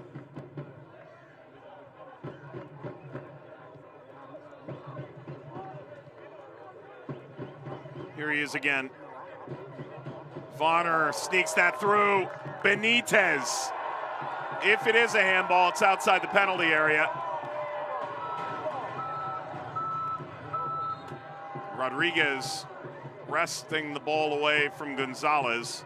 It's another Atlas disposal corner kick.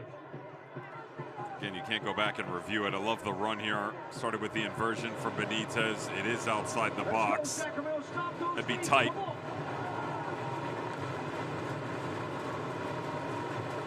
Probably prefer it from this spot anyway. More of an angle to work with. Gonzalez again. If there's a man of the match in this game for El Farolito, he's the guy. Barrage of set pieces that he's sent away with flying fists.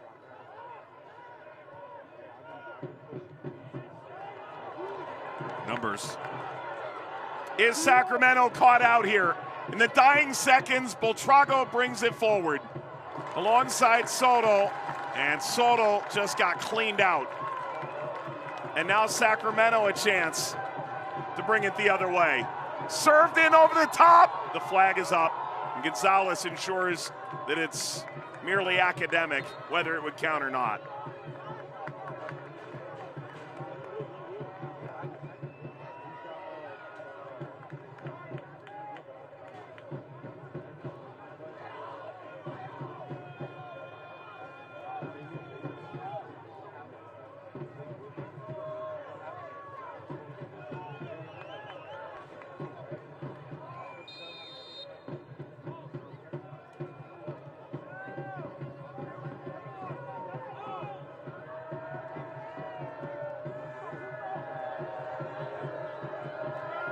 Hope you didn't have anywhere to be tonight.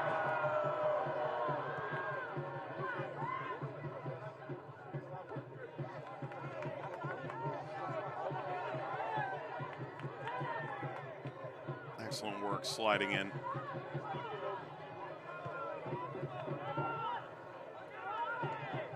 Vitiello.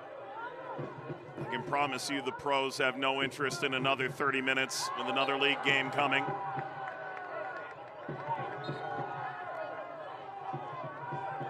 Kay is down. Kay showing off that that's more than a mere flesh wound. He is really incensed.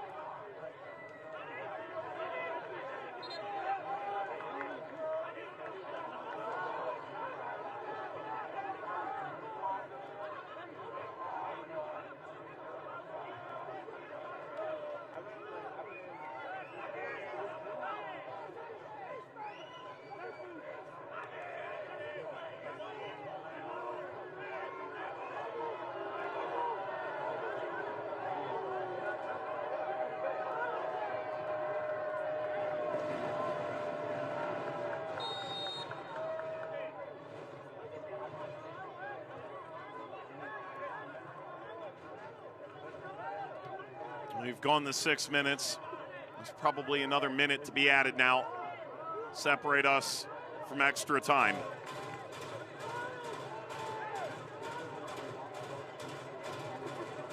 Bukebu.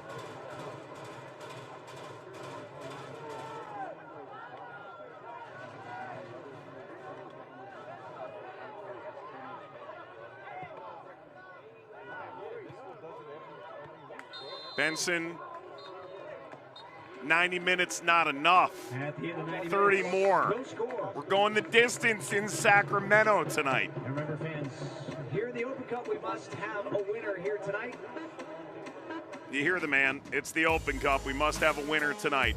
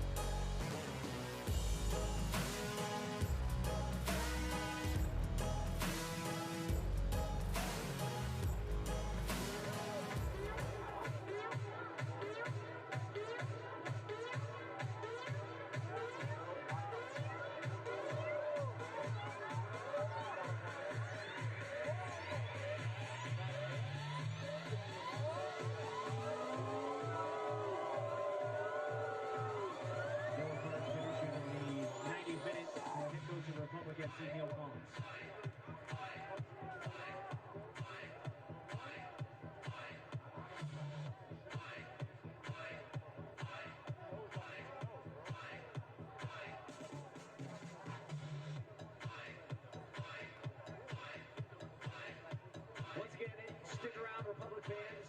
I know it's spring break, so keep the kids here a little bit longer. We got 2 additional 15-minute overtime periods coming up. If we're still tied, we'll have penalty kicks to determine the winner.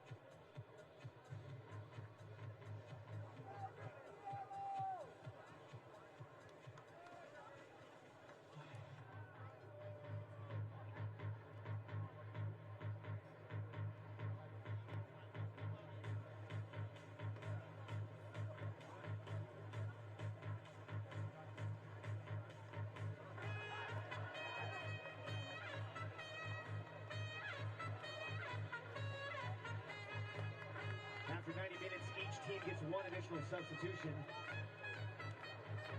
Substitution for Sacramento Republic in the 90th minute, leaving the match, number 8, Memo Rodriguez.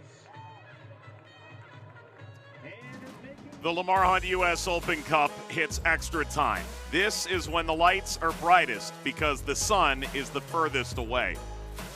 Sacramento and El Farolito scoreless after 90. Let's take you through highlights. And, well, we're just going to take you to the rules. We're tied after 90. It means 2 15-minute periods will be played in full. Between the two, maybe Devin will answer all the questions from the chat. One additional substitute and sub window granted for extra time. Only 18 players on the rosters. And that means unless you decide you're going to sub your goalkeeper for potential penalties, you're going to exhaust your bench with that additional sub. No golden goal, of course. We're going to go 15 minutes one way, 15 minutes the other. And hopefully we'll have a winner tonight.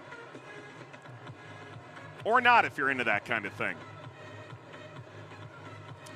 Sacramento gets the first touch. Back to Willie and on to 15 more minutes in this direction for Sacramento and El Farolito.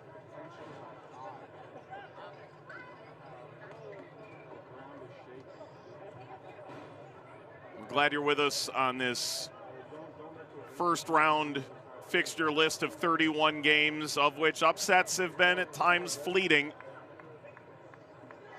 The magic of the cup still runneth over.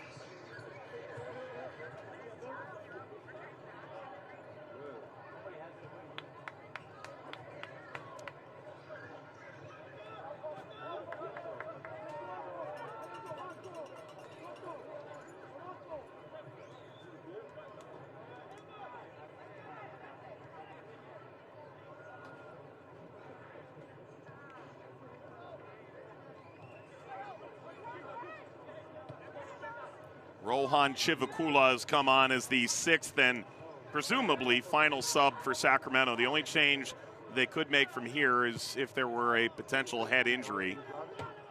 Randolph, their reserve goalkeeper, remains available.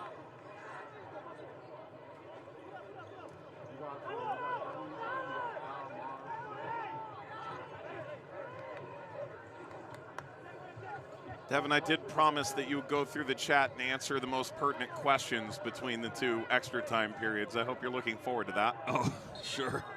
No problem. Injury for El Farolito, or perhaps better explained as extraordinarily tired legs. And immediately the technical area of El Farolito signaling a change for Soto. He certainly had his impact for the squad over the course of this evening's fixture, and immediately Jonathan Perez brought into the mix. In the 92nd minute, leaving the match, number 30, Herrera Soto.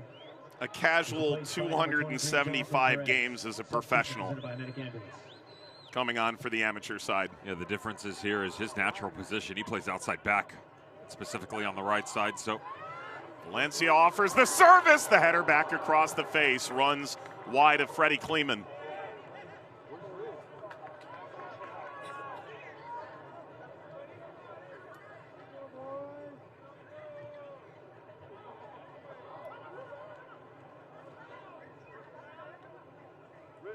A stadium that holds 11,569 fans on a sold-out night. Did not sell the far side stand. That doesn't mean we don't have a certain ambiance to the occasion.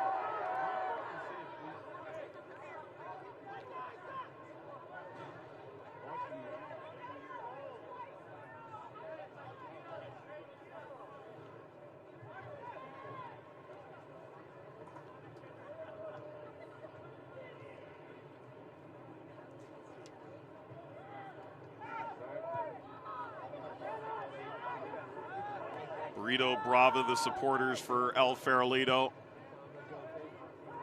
Intriguingly enough, Crystal Palace fans on the whole. That's prepared them for either outcome tonight, I suppose. You know, with this little tweak, Ukebo going to the far left side, he does really well defending in open areas. I wouldn't be surprised to push Benitez a little bit further. allowing Mark Anthony Kay to release on the right, giving Malongo some more space.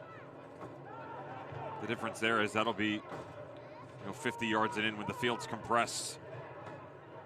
The gap's going to have to close itself to be able to work off of each other.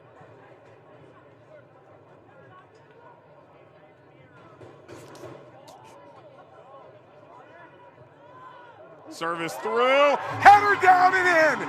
Finally, Sacramento has broken through. Forster Ajago.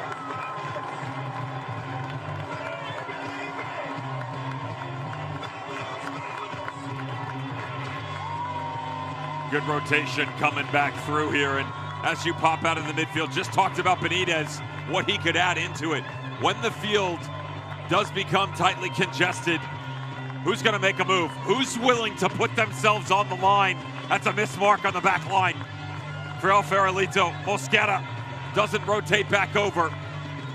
And for all the talent that is that man right there, Forster Ajago, the belief, tossed around over his first 2 years as a pro. Opportunity giveth to Forster Ajago, and taking full advantage here in your first extra time period. Great header.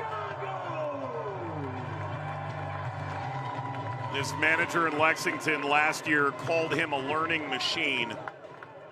His work rate, the amount of video he consumes trying to get better.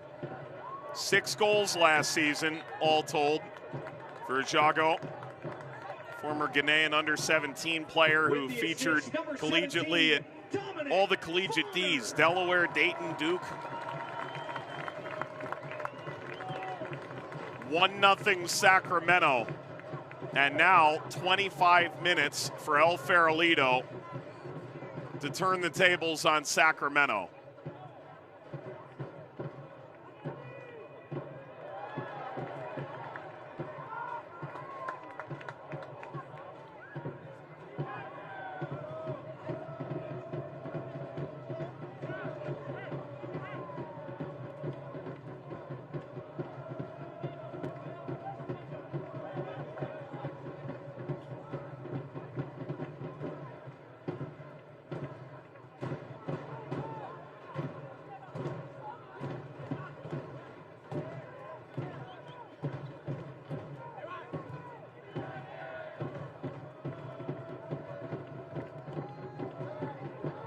Lofted, settled by Benson. Benson wins the free kick. Dembor Benson from about 25 yards earns El Farolito their finest looking set piece of the night. Solid run down the middle. The line, though, very different between Kleeman and Ukebu. Ukebu much too high as Kleeman started to drop off. Got to communicate if they want to maintain that equilibrium. Well recognized by the front line from El Farolito. Normally this would be someone like a Soto, like a Creye. Both of whom, of course, have come off. Sake Kipra will probably have something to say about this and whether or not he wants to have a go. Yabor standing over it as well. And Benson, who scored 4 goals in a magical 24 Open Cup run, won this free kick. That right side of Vidiello's a lot of space. Going for goal, hit off the wall, out for a corner. Did the job. Kipra took the effort, the Ivorian attacker in that moment. Short corner.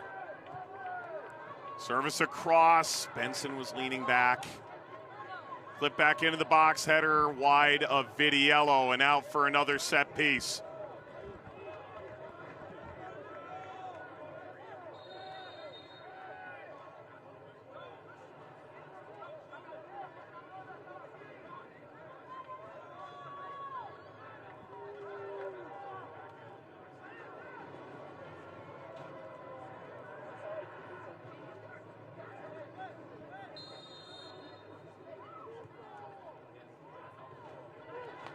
First ball away, taken out of the air.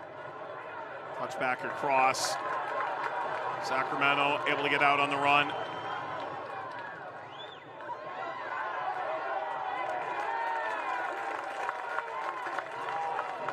Chivukula ran that into the near touch line.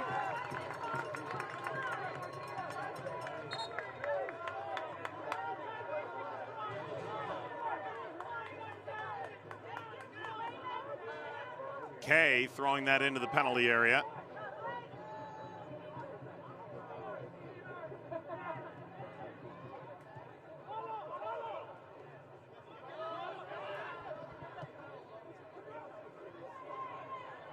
Oh, that stays in on the line. Excellent from Perez. Cuts back, opens up space, trying to lob that through with Benson making the far post run.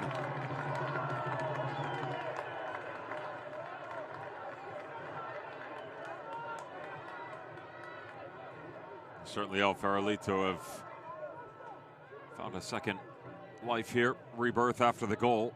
Now chasing an equalizer.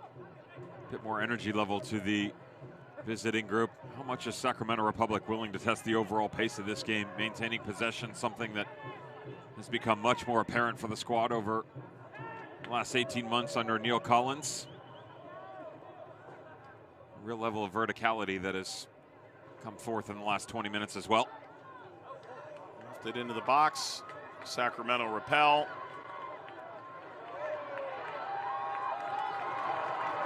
Look at the speed from Malongo to pull away. And lays that in behind Ajago. Ajago centers. And there's Malagon. Saved one off the line earlier in the game. Malongo.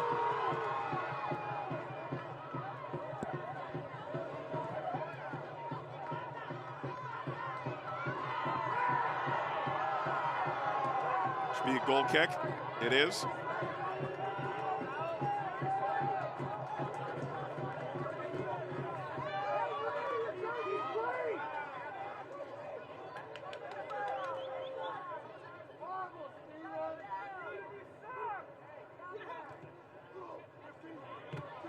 Oh boy, watch out, could be straight. Reaching for the back pocket. Red card's out. And that's the end of the night for Sacre Kipra. The red card has been issued in the 101st minute to El Farolito. Number 19, Kipra Sacre. That's a dangerous one. Studs up the whole way. And the way that the ball pops out, he's just trying to make a play on it, but you'll end someone's career with a challenge like that. Way too aggressive. And he knows that the second he's gone to ground, he does try and pull out of it at the tail end, but way too much aggression. And I'll tell you, that's some set of stones walking through the technical area of Sacramento Republic on the way out.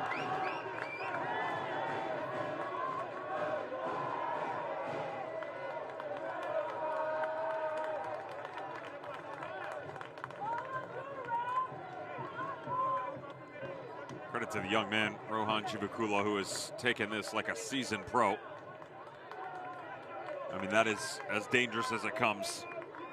Knows the contact is coming, puts himself on the line, and probably didn't expect to see that much.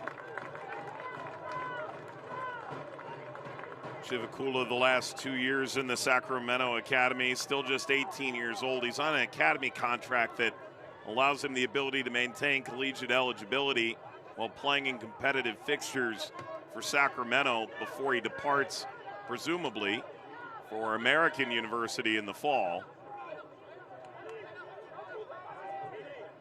Folsom High School player.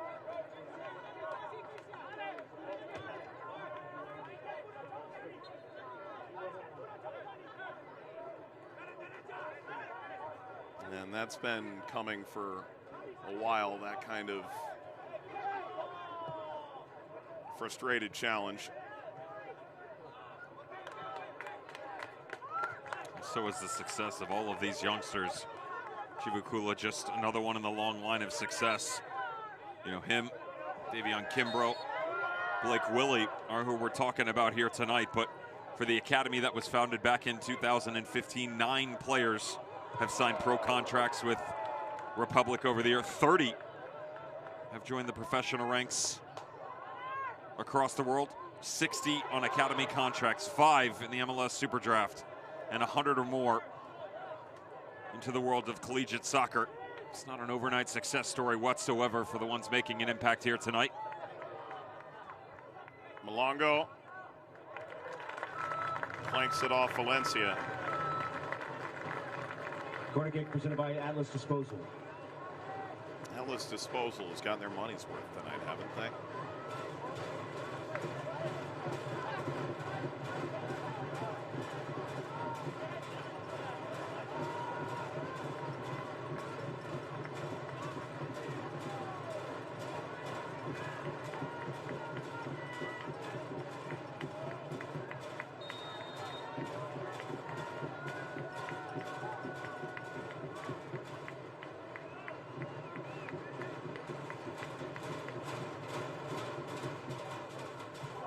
Oh, Gonzalez. That's nearly twice now. Crashing on the opposite end of the post. Malongo. Malongo up for Okebu. Passed over the top of Desmond and Kleeman. Out for yet another corner. Both Michel Benitez and Memo Rodriguez. Visions of grandeur via the Olympico tonight. Fourth officials indicated additional 1 minute has been added. 1 additional minute here at the end of the first period of extra time. Then they'll play another 15 going the other way. Goal came in the 95th from Forster Ajago. And El Farolito reduced to 10 in the 102nd.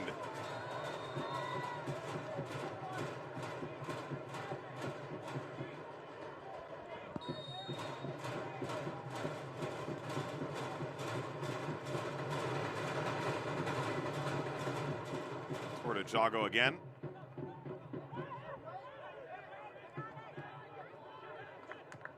Okay.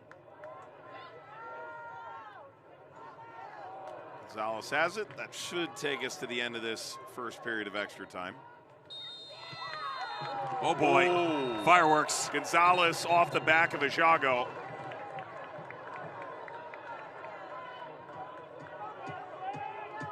That's the end of the first half of overtime. 15 minutes in, 15 minutes to go. Republic lead. All part of the commitment of the Open Cup to stick around another 15 minutes. Make friends along the way. Unnecessary maybe after the fact, but certainly the biggest impact on the night for Ajago and the go-ahead that is Sacramento Republic. Job well done after 15 minutes of play. And the identity of this El Farolito team fastly fading, trying to keep up with the depth of their pro counterparts.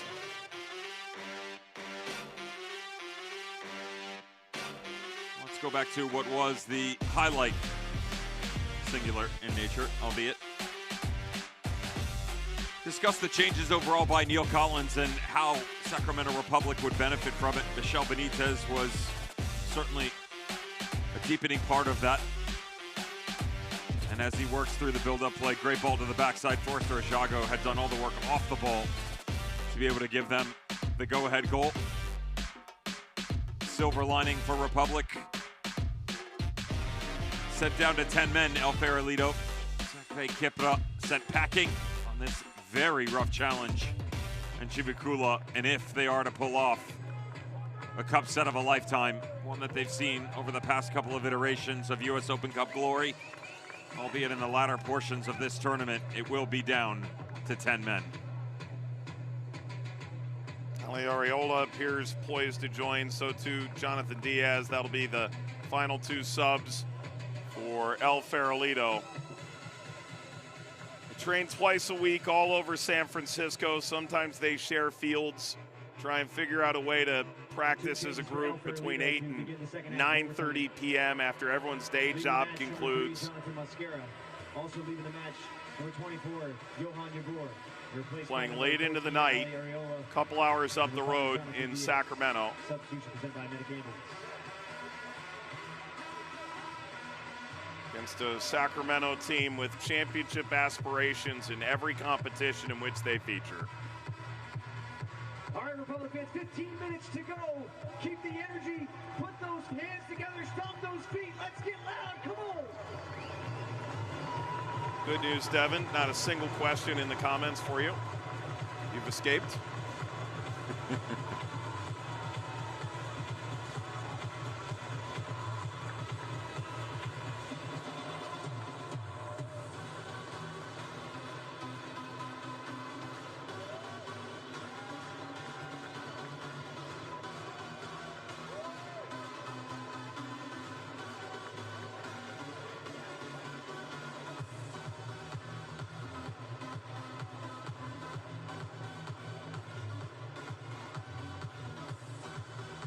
Sounds like a nightclub in here, which, to be fair, doesn't feel like a great Heart Health Park thing to do.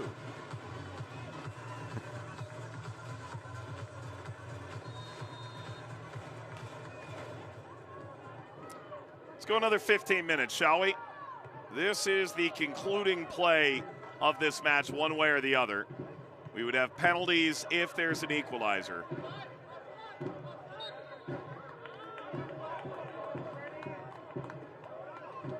Devin, real quick, best burrito topping is what?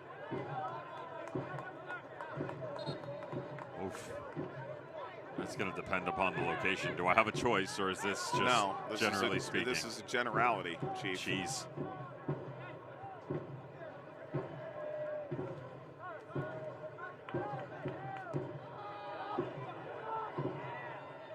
Didn't realize that was a 20-second thought. Why is the U.S. Open Cup the greatest competition ever devised by mankind? Because we're calling it. It's America's Cup, am I right? That's sailing, Michael. Well. Oh. Now they're just toying. It's Pico, you silly goose. Benitez. Just keep it here. Play keep away. They will overexpose themselves. Well, that leaves Kay perplexed.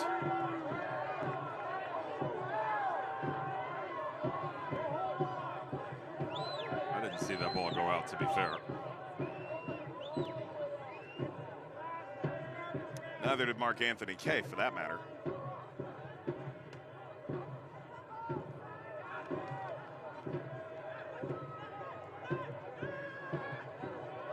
Benitez. What a ball. I mean, that was really good vision to pick out Malongo on the backside, if not for that tucked in run from El Farolito.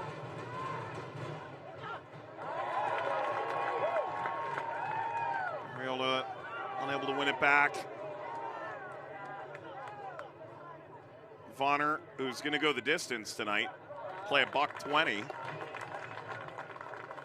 He's had moments. Yeah, 107 of them. Well, Neil Collins has deployed him in such a wide variety of positions over the course of the proceedings.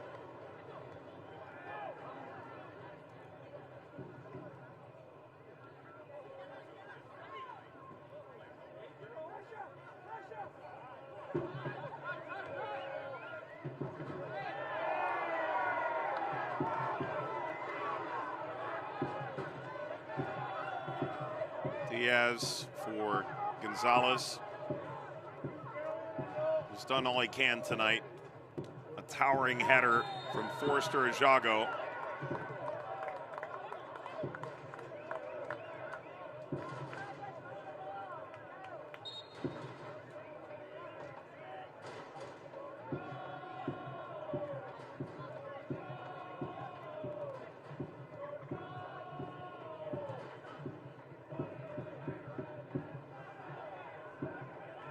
Back to Ultrago. Well, Farolito just need a singular goal, down a man. Nothing but ambition now. There's a tug.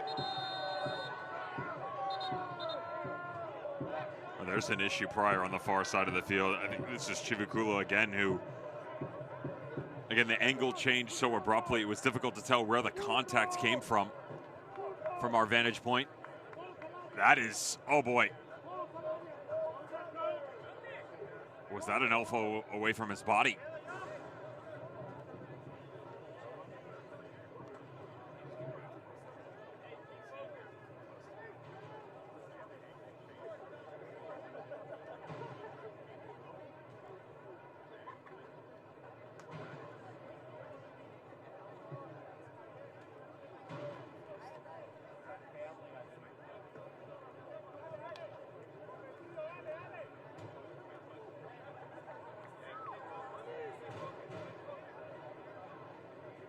This is certainly concerning. I did not like the way he went to ground there.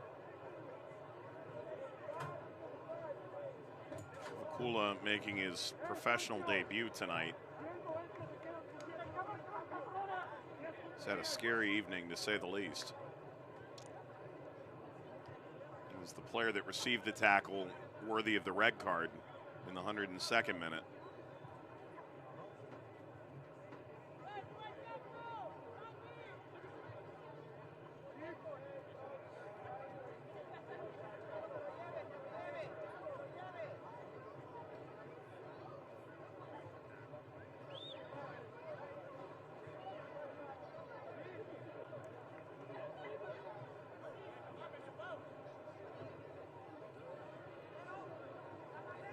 Credit to the sportsmanship. The opposition standing up over the top. I really hope he's okay. I did not like what I think I saw.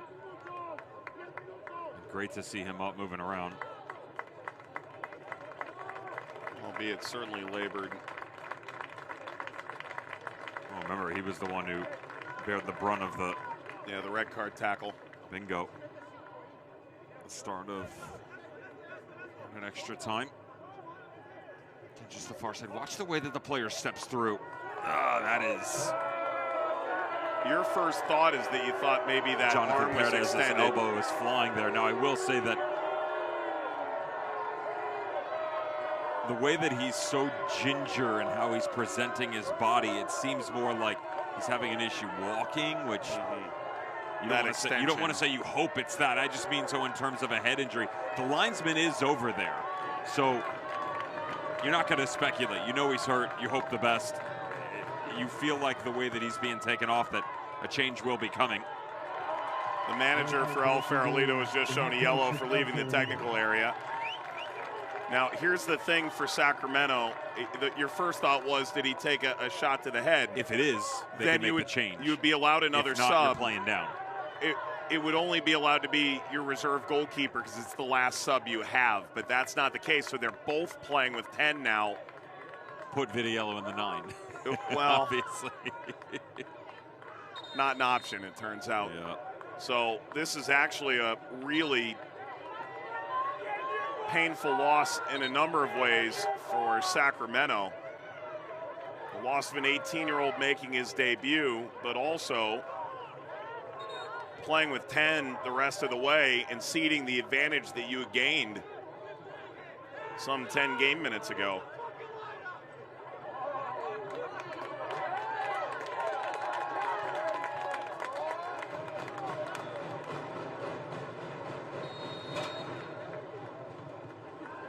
Free kick into the box. Out to halfway.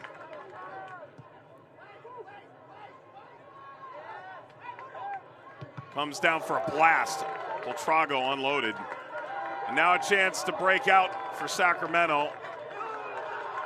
That belongs to the Republic. Malongo was nearly through.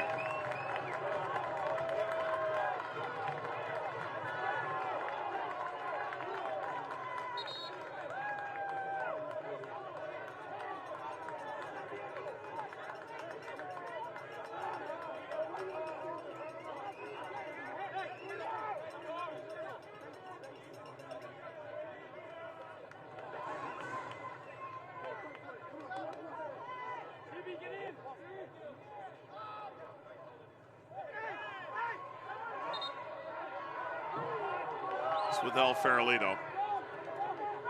An equalizer, and the Burrito boys could take this to penalties. Sacramento trying to ride out the final 6 minutes. What's proven to be a very difficult first-round draw.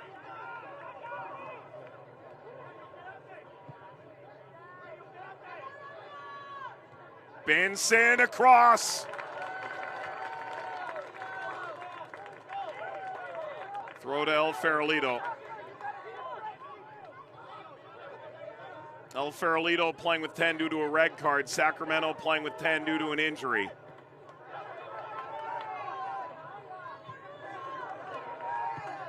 Beltrago.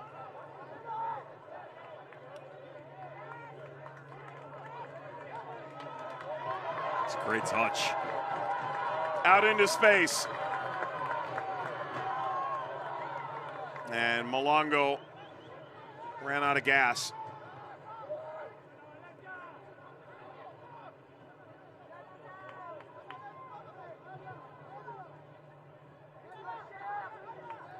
If there's one thing you know about Sacramento, whether it was under Mark Briggs or under Neil Collins, defensively, they had an identity, no doubt. Since 2021, second least amount of goals given up in the championship, only by 1, trailing the Pittsburgh Riverhounds. There's the changeover from Simon Elliott to Mark Briggs years ago that helped instill the quality on the back line. And to your point, cup competition, domestic performances in the league, or moving into postseason play, never a doubt the quality put forth on the defensive front.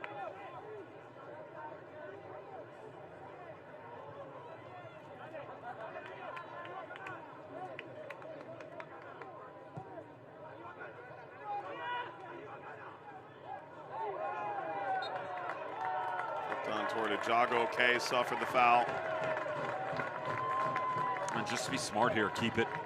Continue to kill off the clock. It hasn't been all roses and perfume in the second added extra time for Sacramento Republic. So much so that when you're going back to look at the tape, Mike, assuming they get out of here unscathed, in moments like Malongo on the far side seconds ago, keeping it, finding the ability to link up, not forcing the issue, kills the clock, also gives you a better look at the opportunity overall. Is that in the box? Seems to be gesturing a free kick, so it's outside. On the line would be a penalty. Outside, of course, a free kick from 18.1 yards. A yellow card given for the push. I mean, that's really tight. Again, no VAR in Open Cup play, but super tight on the secondary one over top. Smart by Mark Anthony K. Sees the space. If anything, just allows you to condense it. Aye. That is too close for my comfort. Either way, precious seconds gone. The yellow card, of course, for kicking the ball away by Malagon.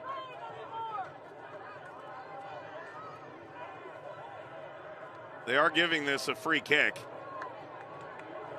I can tell you this much, there's no chance it's a yard outside of the box. If at all. Once you get this close, you'd almost rather have the extra yard anyways, I'd though. bring it back, yeah, more difficult to get it up and down. Outright trickery to be able to move it away from the wall, make the goalkeeper think exactly that you don't want him to. This is where you scoop that ref edge and navigate it back a foot. On the old school, you just go with a little touch stop hit, move it away from the wall, give the ball striker a better look at goal. Goalkeeper can't see with the congestion in front of him anyway. Yellow cards presented by the Office of Traffic Safety and Caltrans.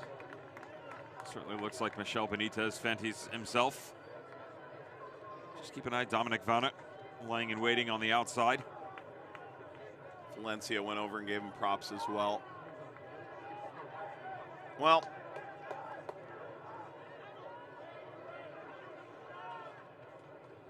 you simply give this as much power as you can and try and find a hole in the wall. I would lace it into the upper corner, not try and get fancy going up and down. It's too much, and instead, pure pace into the upper 90.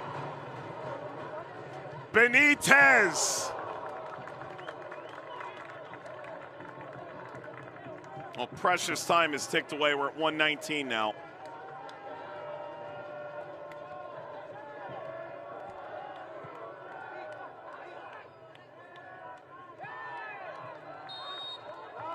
Free kick, El Farolito. It's about time to get everybody forward. That may include Gonzalez for that matter.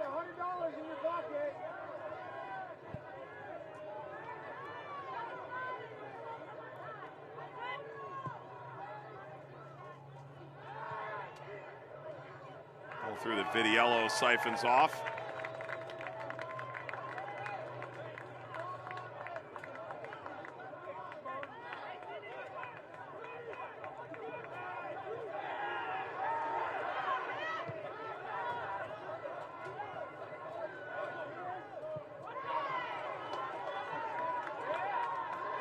of honor.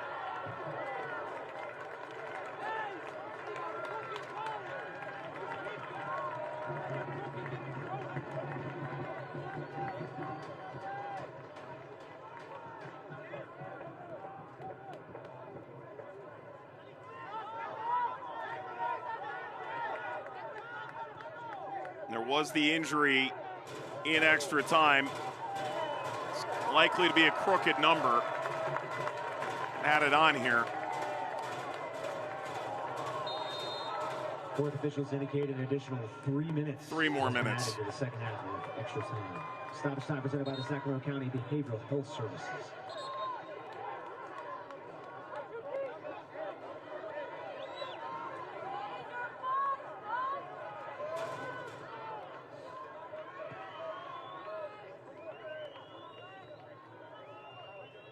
You get one more chance. Vidiello controls the penalty area.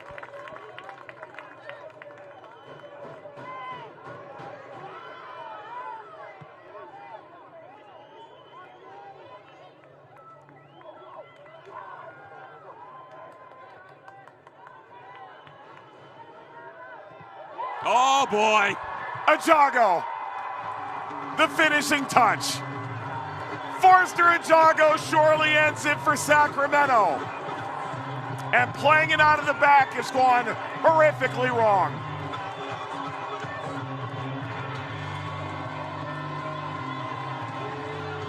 Dominated college soccer for 4 years. His foray into professional football, a brace back in 2024 in the CONCACAF Champions Cup for then Club Nashville and MLS. His first ever appearance after being tossed around for 2 years, looking for guidance and opportunity. A brace for Sacramento Republic that has sealed their fate to the next round, and certainly extracurriculars between the two.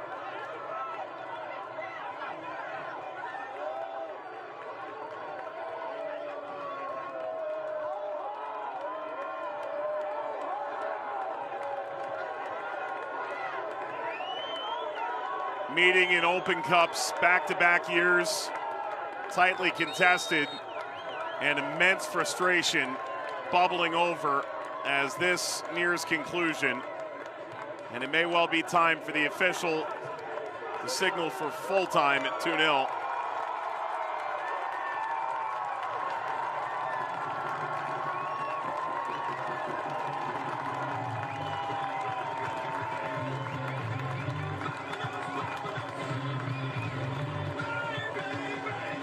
Red card is out from the referee. He's going to be throwing, I think, several people out of this. Well, friendly reminder that there's still a game to be played for Republic in the next round, and while this will take shape for El Farolito next year, will it impact any Republic players?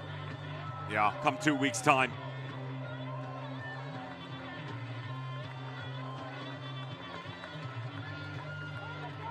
And there is no VAR. So often when you see this kind of collection of people coming together, they go and try and piece this together in real time. Surely there's panic at the disco tonight because they didn't think they'd have that much to do, but the disciplinary committee will be fine-tooth combing this video.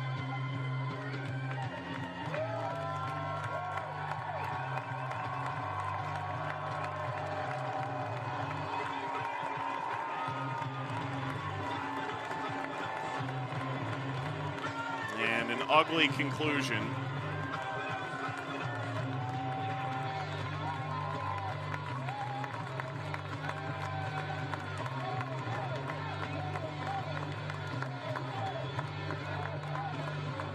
Referee has just wandered out after a consultation with his counterparts. Denbor Benson is walking over to the Sacramento side and trying to break free now.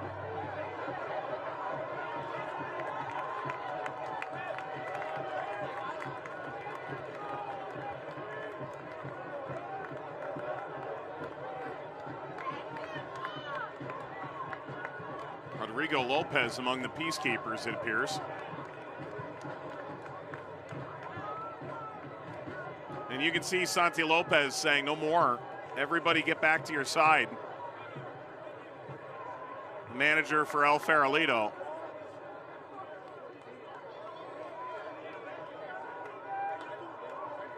And this just became a night-long essay writing contest for the referee.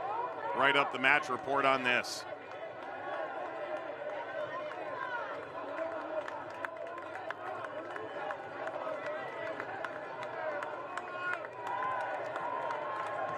Here we go. Trying to get everyone back to their side. The two managers alongside the referee. You're supposed to go 3 added minutes. Obviously, moved well past that.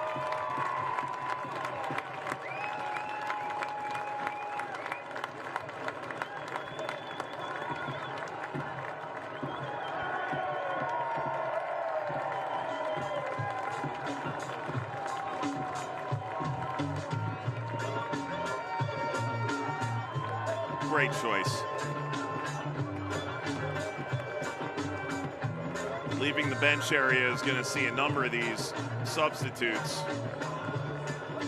shown red, I would imagine. Well, one has to imagine with the activity level on the pitch, the referee has officially ended the game, although no official whistle been given, and special thanks to the DJ for providing the musically inclined background that is much necessary in these moments. There is always levity in the Open Cup. Johan Jabor with the referee, Mark Anthony Kay now being brought in. Yep. There's a red, there's a red, there's a red. So Kay sent off, Soto sent off, who was on the bench. Jabor sent off. And there's full time.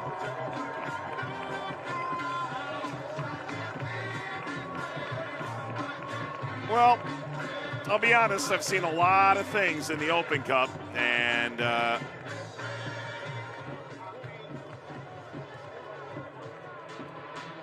well, we've just opened a whole new chapter.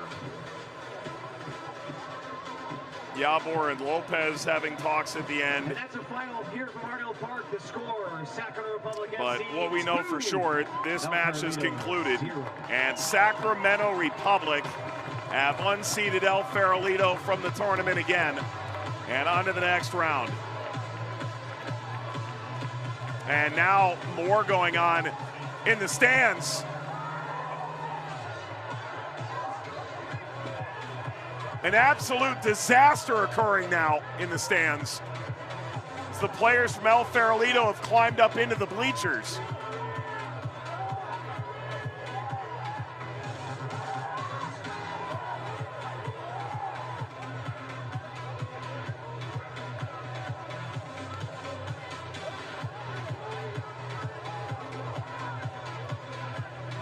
The best thing they can do now is get the players back to the locker room as quickly as they can.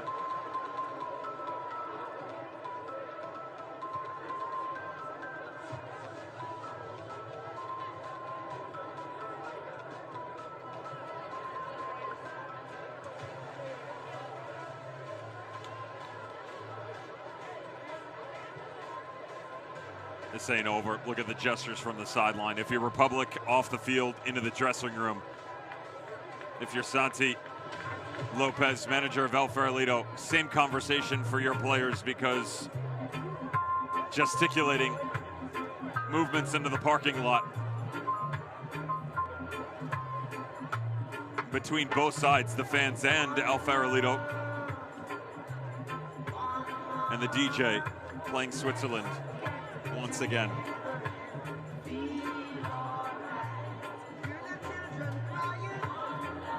Well, there's a remarkable amount to unpack here, and surely we don't have the entirety of the story that occurred either.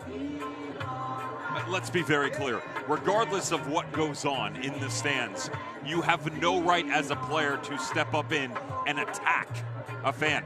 That's what security is there for.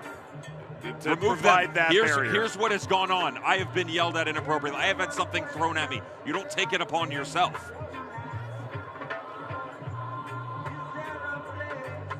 I'm telling you, this isn't over. Oh, man. Player just jumped into the far side of the bleachers as well.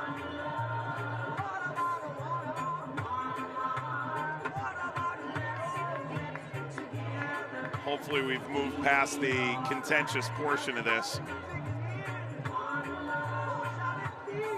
Let's not forget that of the fans assembled here, surely there's a number of El Farolito supporters that have come, family, friends, supporters of the club as well.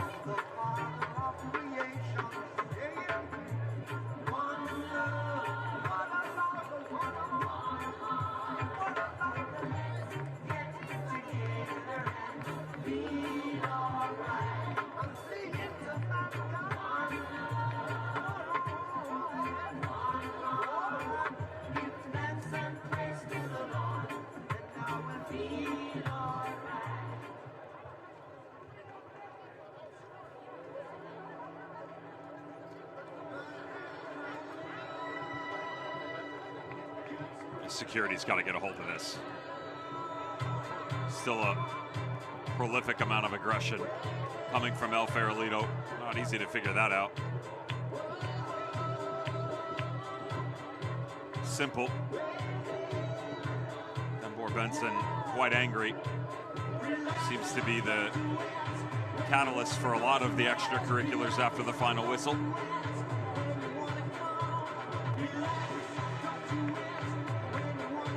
DK's on a heater. just to be clear, that's 3 in a row. But again, fans are wrong for getting involved 100%. They should not be injecting themselves into this.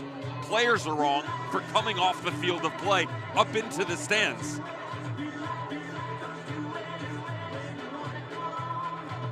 Well, hopefully it's done now.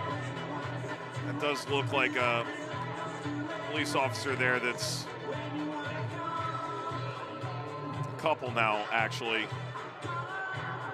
And head coach Santi Lopez trying to help cooler heads prevail, although he's not happy. He has been trying to escort his team from the premises after the referee issued the red cards.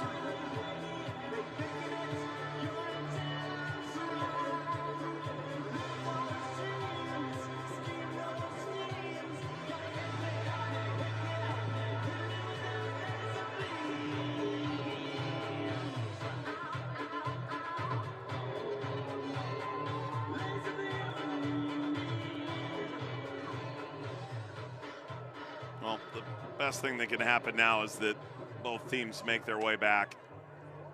Rodrigo Lopez is the Sacramento Republic legend, has his arm around Denver Benson and escorting him away from all that. And I think the DJ has had enough of trying to litigate this. Closing time. And takes us to conclusion tonight, hopefully.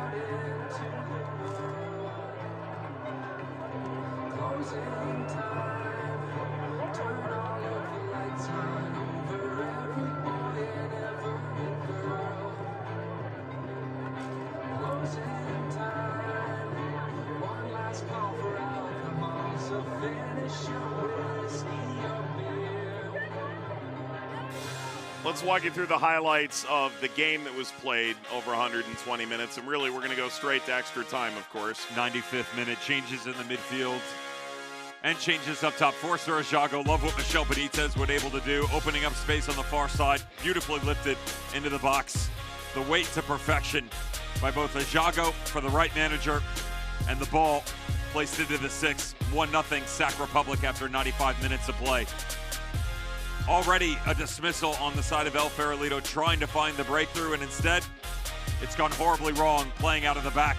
The brace for Forster Ajago, 2-0 for Sac Republic, and have officially booked their place in the next round. And plenty of bookings at the end here tonight as well. Sacramento finishes 2-0 winners over El Farolito, and the story post-game is only just beginning to be written. Sacramento on to the next round of the Lamar Hunt U.S. Open Cup. For our entire team in Sacramento and beyond, thanks for watching, and good night.